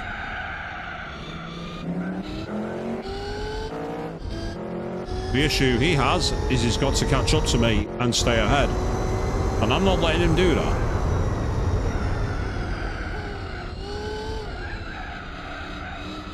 So while it drives a bit like an animal, it's also very effective if you can get it right. It's one of those cars that you have to have a lot of respect for.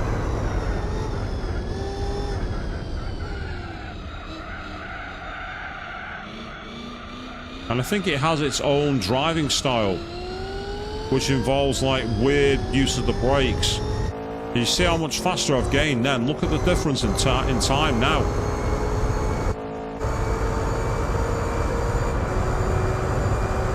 I think it involves like getting on the brakes then getting off and getting on, like, you know, tapping the brake. Yeah, it does. It involves that. You have to like kind of tap the brake. So you slow it down gradually. It's like the car doesn't have ABS. That's the best way I can describe it. It's like it's not got anti-locking brakes. That's what ABS stands for, by the way, anti-lock brake system. And if you don't have that on your car, you're required to do a lot more tapping of the brake to avoid locking your tyres. That's why in motorsport you see big plumes of smoke where the wheels stop rotating. It's because the brakes have locked up where they failed to account for it and gone off.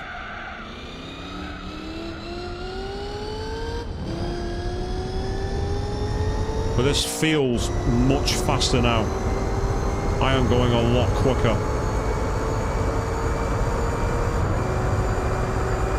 Yeah, this is a good feeling. I'm enjoying this.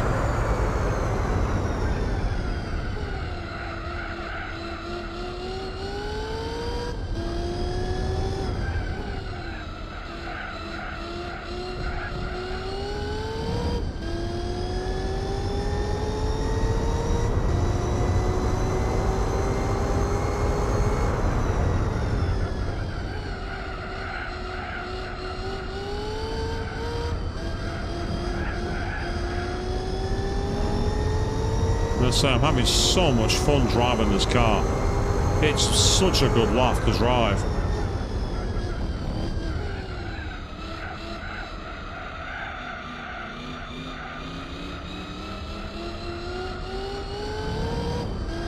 I imagine it'll chew its tyres to pieces in the 1,000 miles, but I really don't care. Because it's got so much pace and so much speed. I won't have to worry about that.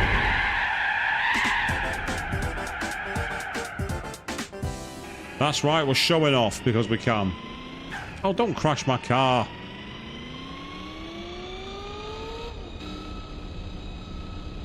Yep. Shelby Cobra go boo.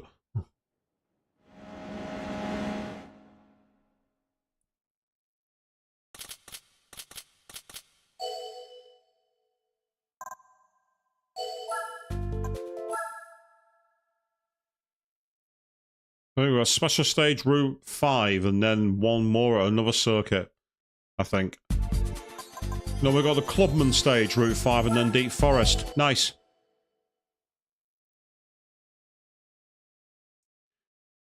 Interesting perspective. You think it's kind of like the 60s Batmobile. I mean, it was from 67. So the style is definitely of era for that. You know, like the long curves and everything else. They say the interesting about the Shelby Cobra is it's actually a British car. It's a company called AC, and Carroll Shelby, who was the famous for tuning Mustangs, bought one and basically put a gigantic engine, I think it was actually from a Mustang, in the car. So you had a British car which normally would have a lot less horsepower, suddenly having absolutely hundreds, and it was absolutely animalistic. And everyone loved it. It was a classic car.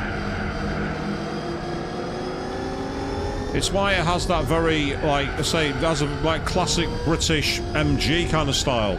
If you look at cars like the MGB or cars like the Triumph Stag, you can see a lot of influence in that kind of era. And the old Jaguars as well. We've already got the E-Type Jaguar, for example. Cars of that nature, they really stand out. Now that's a Lotus Exige or a Lotus Elise, which is ahead of me. So I got to catch up to a Lotus.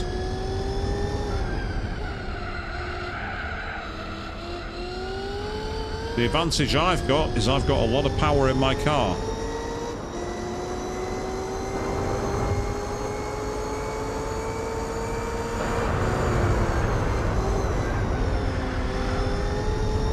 But while I've got a lot of power, I don't have the cornering the Lotus does. Not immediately, anyway. I'm actually amazed I managed to out-corner him there. That makes no sense at all. Not that I'm complaining.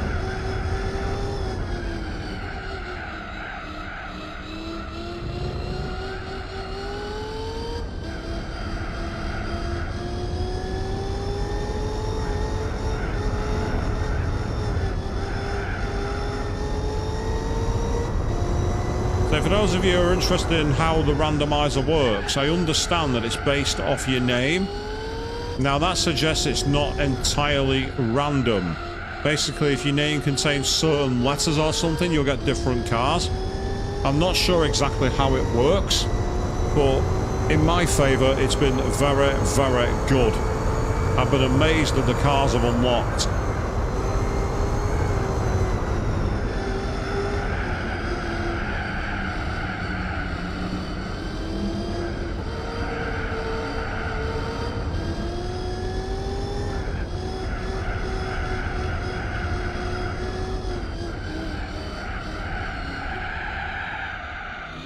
Bit too much understeer then.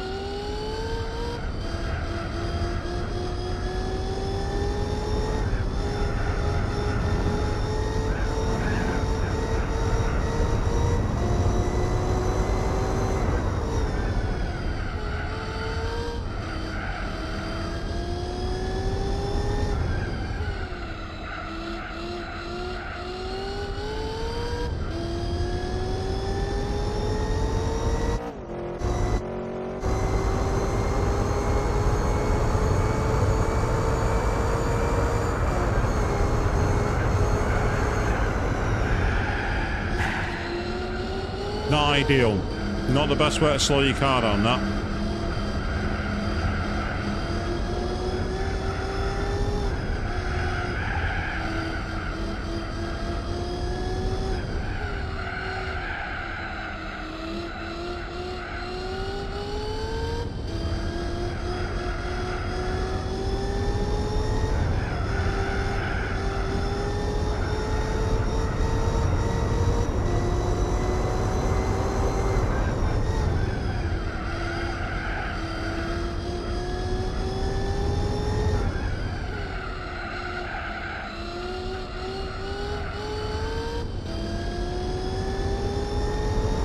Yep, so we've won by a long way. The Lotus Elise was in a class of its own, except there's one problem. The Shelby was in an even greater class.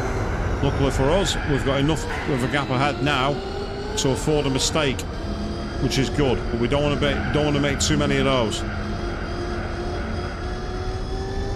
And then finally, we'll have the Deep Forest race, and we will know what we've won.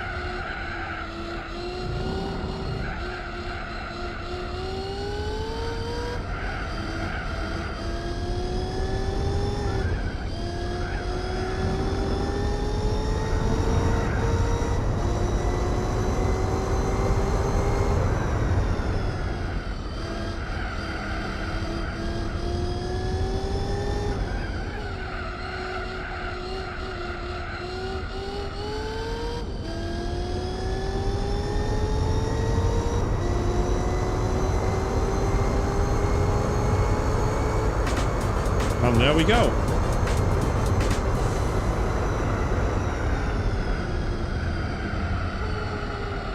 How far ahead the Lotus did we finish? Because he finished way ahead of everybody else. We don't even know. And that shows how unbalanced the Lotuses are when they're in the races here. They are so much faster than the regular competition. They are very, very difficult to beat. Unless you're driving a Shelby Cobra, in which case you can cream them. You can absolutely cane them. Just going to quickly back out so we gained as a save. And now we'll do the final race of the Clubman Cup. And it's at Deep Forest. This could be an interesting track for this car, actually. The midfield section, it will be horrible. But the three back straights, it will be absolutely lethal. So you got this straight here, the long curve straight, and then the final bit at the back. But it's after the first hairpin. This car's going to be a massive liability. So it'll be an interesting race to watch, this one. We've not got any Lotuses though, so our car's probably going to be a bit overpowered.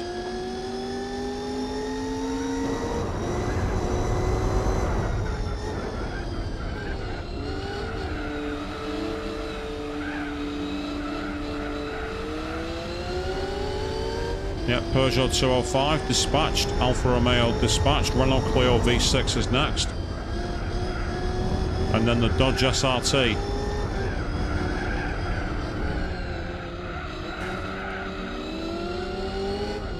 Oh, what did you brake there for?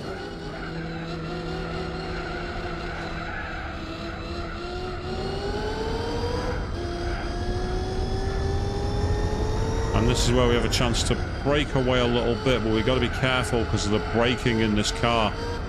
I say this car has a very unhandful kind of way of braking. Of course, if I'd have upgraded the brakes, it might feel better, but for now, we've got what we need.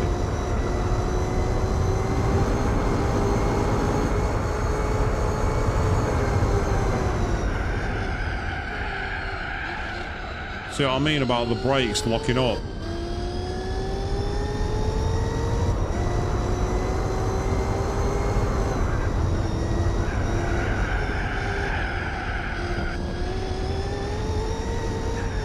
I'm not sure you should go drag racing on the grass, but it worked. We got ahead.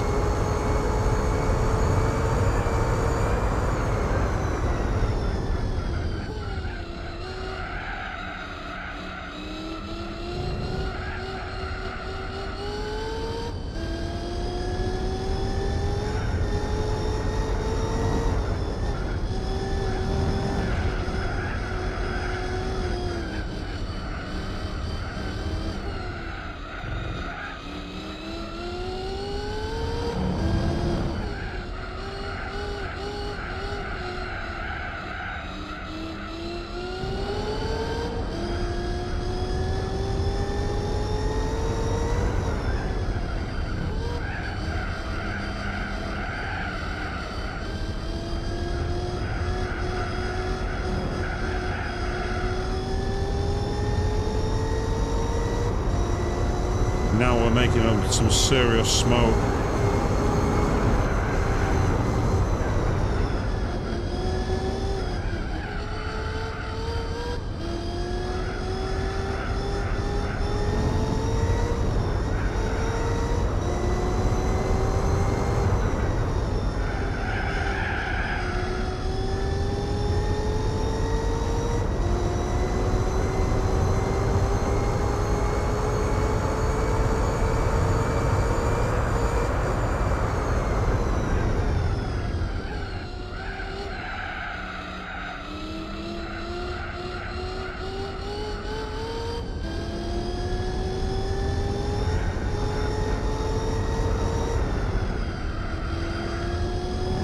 Wow, we're 18 seconds clear already. This is insane.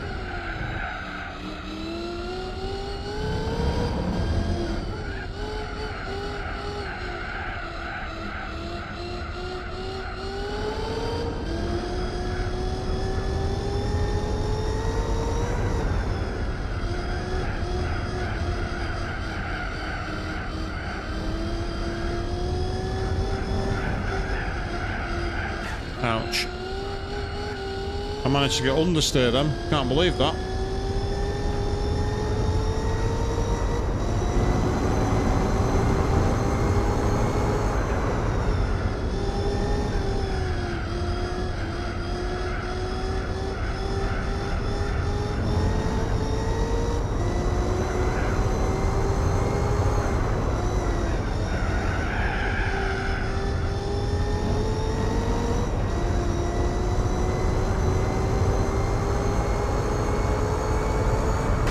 Still managed to get the fastest lap. That's a surprise. I'm actually amazed that car does the fastest lap. I say the Shelby Cobra was just absolutely dominant. Nothing could come close to it. The only car that had any real threat was that Lotus Elise in the Race the Clubman Route Stage 5. The rest of the time, this car just disappeared into the distance. Fantastic car. So we've won all 5 races. Let's roll the dice, people. We've had some great and some iffy tonight. What are we going to get? Oh, not a bad choice. We've got the Citroen Zara Rally car. That's not a bad car at all. That's pretty decent. So we're back out and save. Excellent. We go. Okay. Let's go to the Classic Car Series.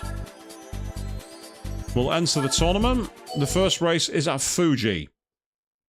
We're in the Shelby 1960s car. If the Buick Special is in this, we could be in for a challenge. And Oh, there's another AC. There's another AC 427 from 67, but it's not the Shelby. So I don't know if that's going to be fast or slow. Let's find out. Judging by the fact it's come as a 1 point award, I don't think it's going to be that competitive.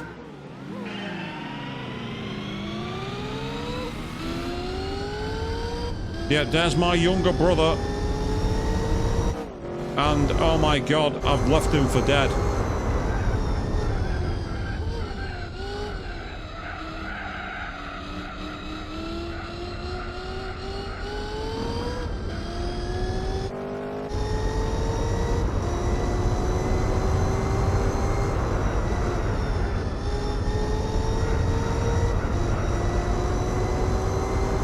Well, I say I've left him for dead, but I've not quite done that. He's actually stuck with me. And I've actually just gone off. So he's not dead now.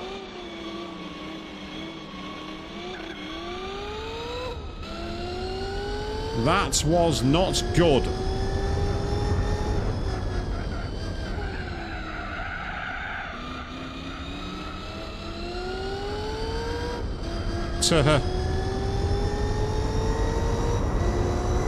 Well, that's the plan, Queen. Let's get after him.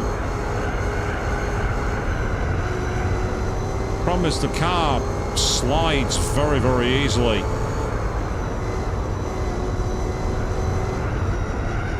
Oh, no, get back on the ground. Good, that's fine. Okay, this time you're mine.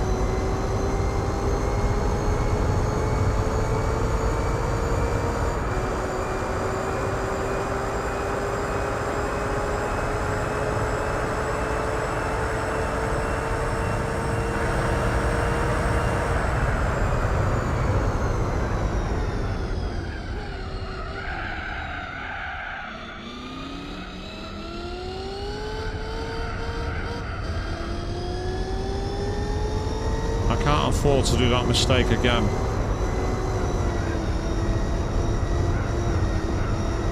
So I've got to be very tepid through this point. The good news is the races aren't as long as I thought they'd be. If this is only 2 laps, that tells me we might be having very short races. So this might be a perfect way to end tonight's stream. And how appropriate that the AC427 is up against the Cobra. And the Cobra has now found its groove. Stay away from the grass. Don't go near it.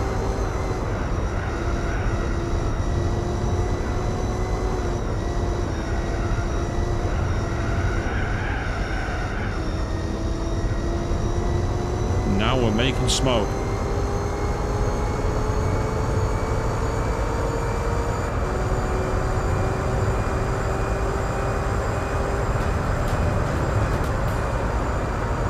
Found 10 seconds on a lap. The AC version, meanwhile, was 6 seconds slower than me. Considering I didn't overtake him until that lap, that's a slow lap from him. So that's our first race done. On to the next race, which is probably going to be another old circuit. Maybe Le Mans? No, El Capitan. Oh god, this is going to be very awkward, actually. I'm not looking forward to El Capitan. I just realised why. It's a proper uneven circuit. This is going to be very difficult for me.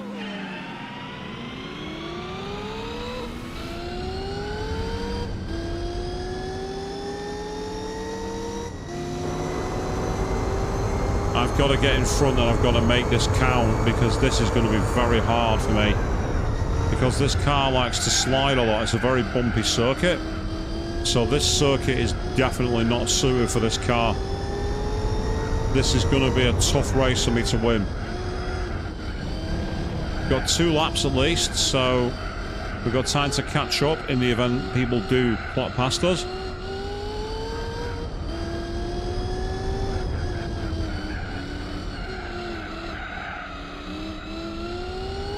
And if we drive very respectfully within the car's limits, We should be okay.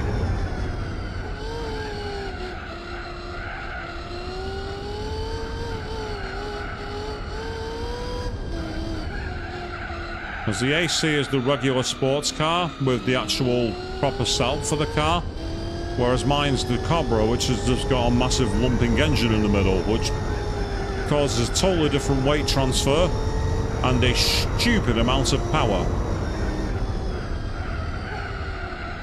Yep, I coasted up the hill then, on purpose. I coasted. I like this circuit normally, but when you're driving a car like this, it's not as much fun.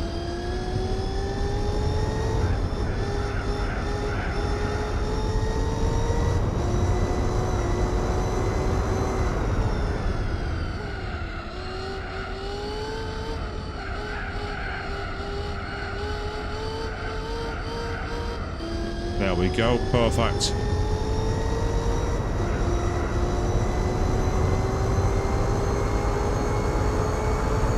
Not the fastest lap in the world, but I'll take it.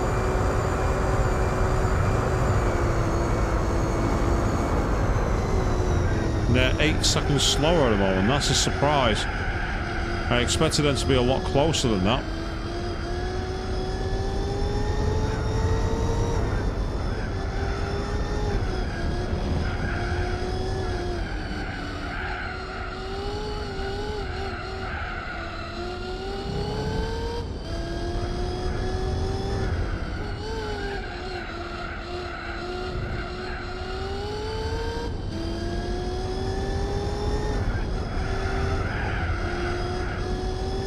Nice, that's good. Feeling the confidence now. So I've got to make sure I don't get overconfident, because that's when I'll make a mistake.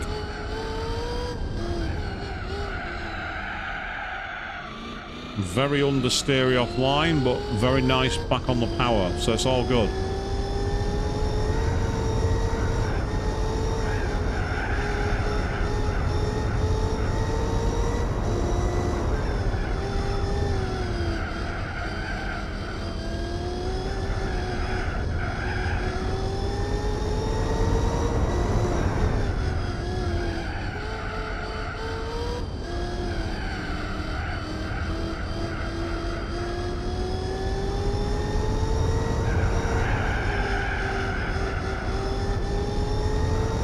Well, this has been nice and fluid for now.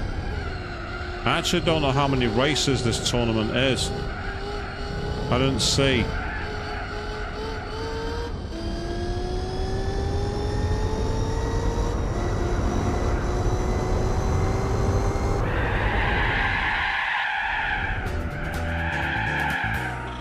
A nice 360 to finish. Let's show off. And the AC has come 12 seconds behind us, so 6 seconds a lap.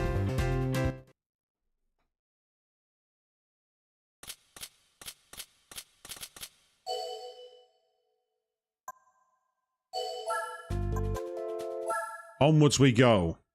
Round 3. Oh, it's the Nürburgring. This is going to be fun. Quick state save just in case. This is going to be very, very, very tough indeed. But I am going to need to know this because of the upcoming event, the 1,000 miles. So I need to get some practice on the ring anyway. I'm expecting this to be a tough race to drive, but we do have some high speed points where we can catch up. So let's go for it.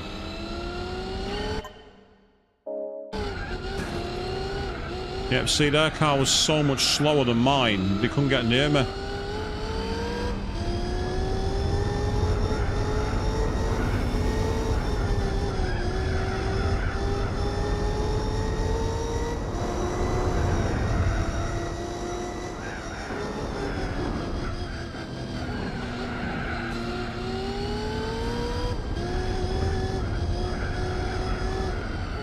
And now we're going after the AC.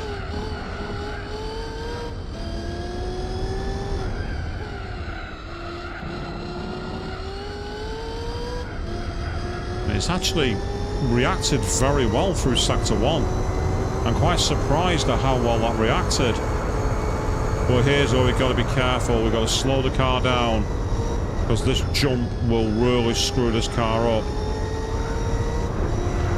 Oh, a little bit of inside curb there. My car didn't like that.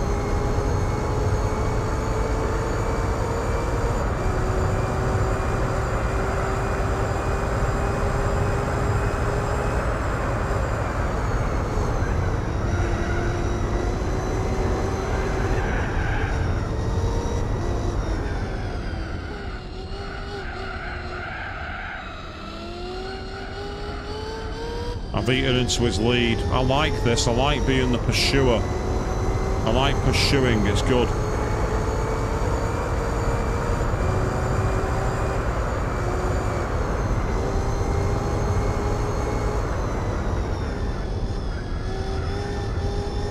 I'd say I've just got to keep him in touch, because there'll come a point where I have a very long straightaway, and my car is going to absolutely rinse him. So that's not the plan for now. My plan is just to catch him up. This will be a long lap, this. We'll be looking at about 9, maybe 10 minutes. Although, to be fair, the lap time feels very consistent and par at the moment.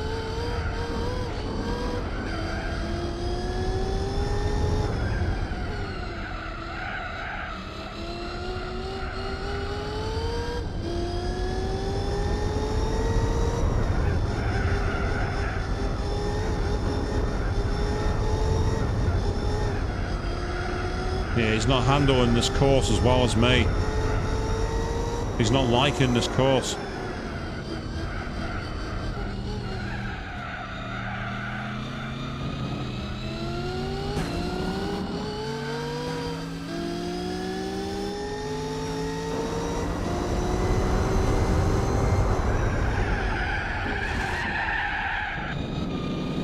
I had to counter steer and then re-steer because he actually tapped me on the way into the corner. So for that, he's going off.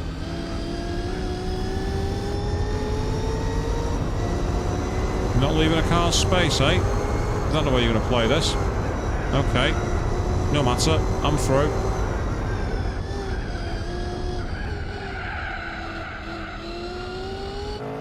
Now this is where I'm going to stretch my legs.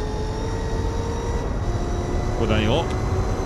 Because my car has got a lot more power than his. Or at least it should do. The only problem is these kinks, which I normally take flat, I'm having to be cautious of because they're not ideal in this car. See what I mean? This is why this section of the circuit is not 100% mine. But that's okay.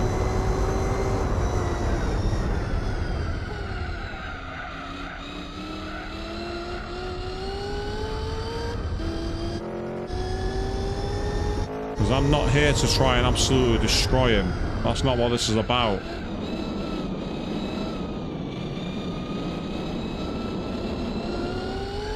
It's about just trying to get a nice, clean victory.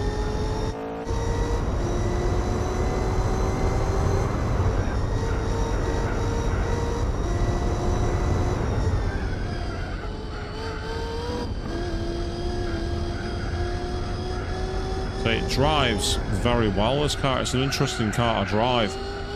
If you keep it within the limit, it's very smooth. But if you get close to dipping your toe over the line, it will kill you. It's one of those cars.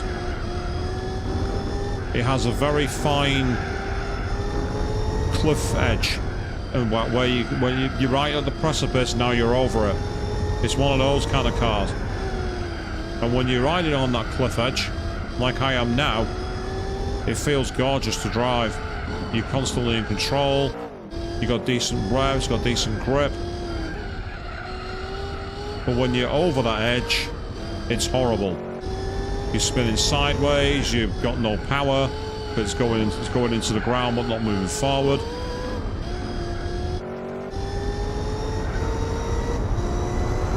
Gotta be careful here because this is where the hidden jump is.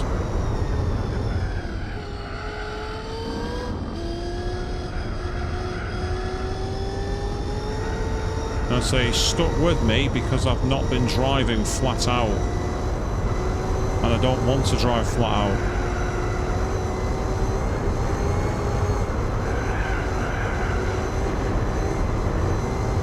Because I want to give myself leeway in case I make a mistake.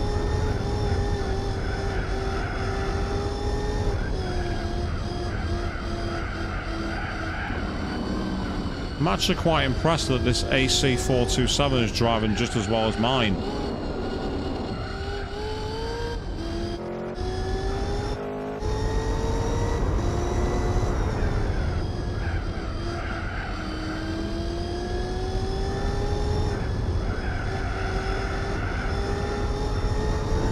Okay. Follow this, little brother. Catch up. Catch up to me now.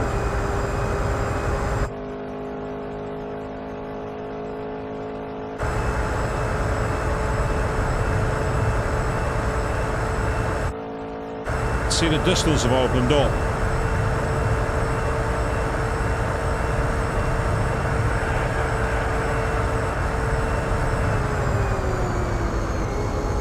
And I just drifted sideways underneath that bridge then.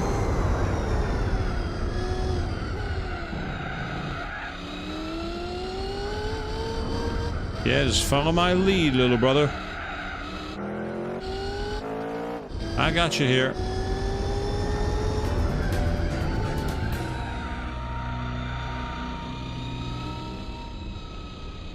I say he finished only 6 seconds behind me, so the AC427 seemed to have better setup for the car. So, but to be honest, I enjoyed that. I enjoyed having to contain my pace, look after the car.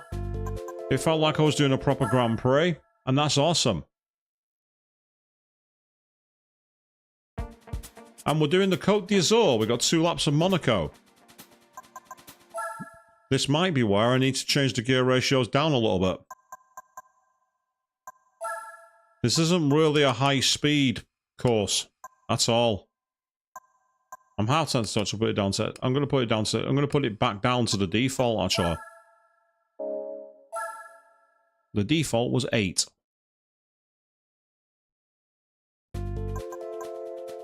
Hopefully this will work. So we have 2 laps of the Côte d'Azur. Not an easy track at all.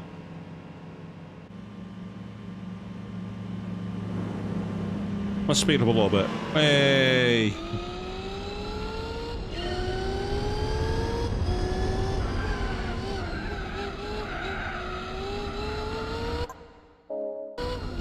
Apologies, I'll have to get ready to drive on, didn't I? Oh, get out of my way, you. But Beau Rivage, but you can see how far ahead the AC427's got. Oh, what the hell? I actually don't know if I'm going to catch him. He seems very far ahead. But it's early in the race yet. Let's not ride it off. We're still going to win the championship at this rate anyway, so we can afford a bad race, but I'd like to beat him. I'd like to do the sweep.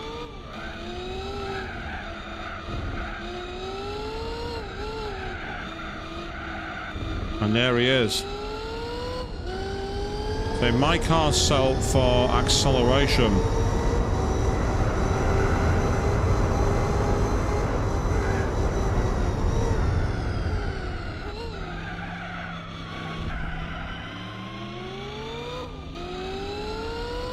Yeah, he's not got away from me yet. That's good.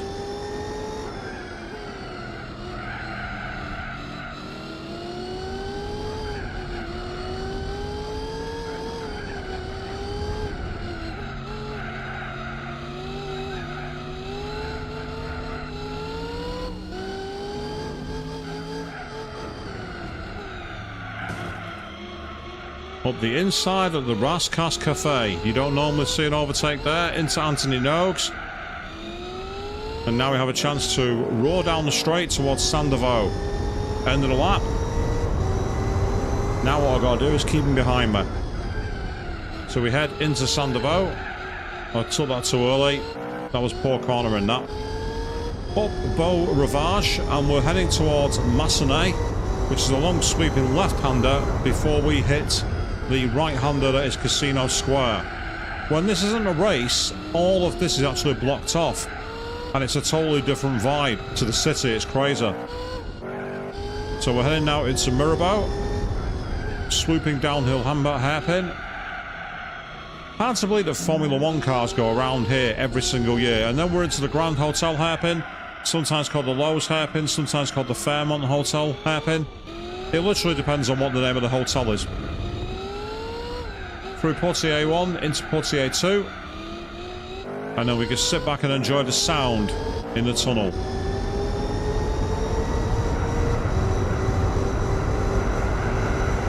Up the right-hand lane, wait for the trees, and then we head into what's known as the Nouvelle Chicane. In real life, there is no wall there, but you get serious penalties for going through. Hook the wall before we take a swift left turn through to back. And then we're into the swimming pool sections. We have normally this chicane is a lot more open than this one. These chicanes are actually very tight. The current real life versions are much more open than that. And now finally we are at the Rascasse Cafe hairpin, because that cafe on the inside is called Rascasse. And then finally we have the kink, which is known as Anthony Nogues, who came up with the idea of the race here. And that is a lap of the Côte d'Azur in Monte Carlo, Monaco.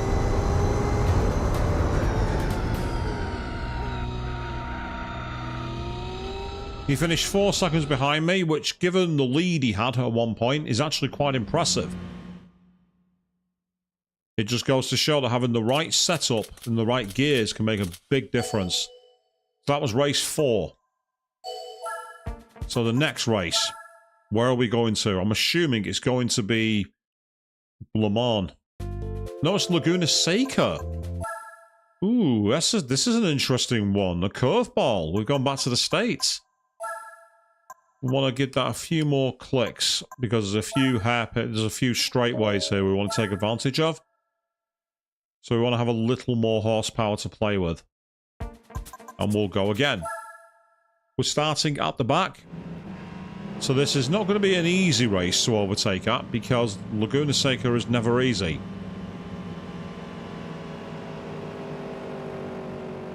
But we have power and we have drive, so we're going to follow it.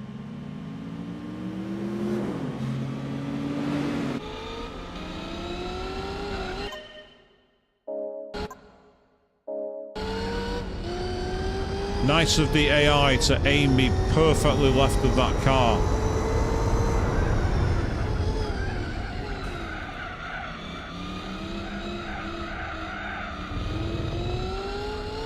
And we are already into second place and looking at the back of the AC car, the AC427, the younger brother to the Shelby Cobra.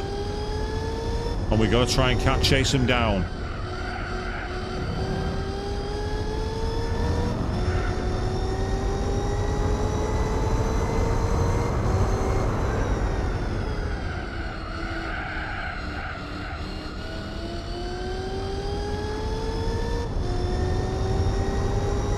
Got to be careful here. This corner is much tighter than it looks.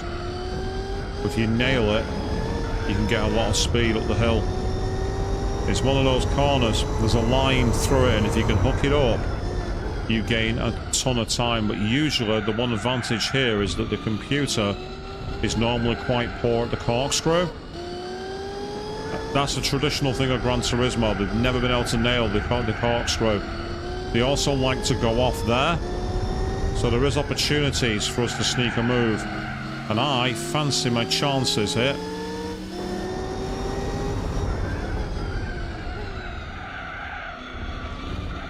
I'll take you there. Thank you very much. And away we go.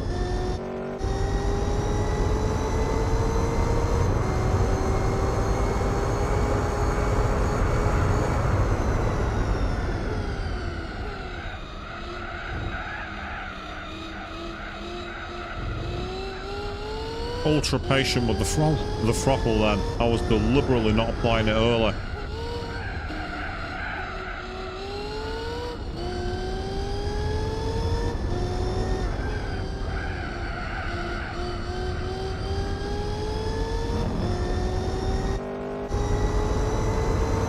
And this race has actually fallen back in our favour quite quickly. I'm surprised at how quickly I reeled him in. I'm amazed that I was able to close him down so fast. So this is good. This is really good. Could have done a slightly better line through there, I admit, but it's not the worst line. I've got to be careful here. Breaking as straight a line as possible. And then inside at the hair. Yeah, there we go. Perfect.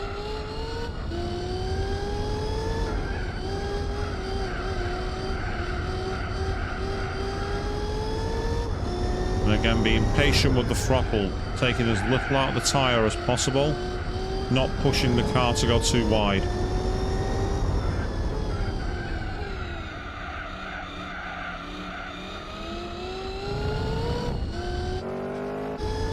And here we are, we're going to go across the line and Ilfa finish.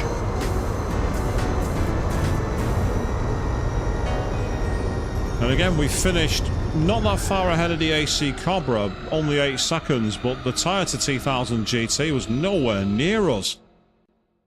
It's a weird championship, this. It's not balanced at all. There's like a car that's way out in front and then nobody else is anywhere near it. It's very, very odd. And that's the championship. I'm surprised I didn't race at Le Mans, but there's 50,000 credits. Very, very nice indeed. The Shelby has won all 5 races, and AC have made it a 1-2 by getting in the 2nd place. So, the question is, let's roll the wheel for the final time tonight, people. What are we going to win? We have won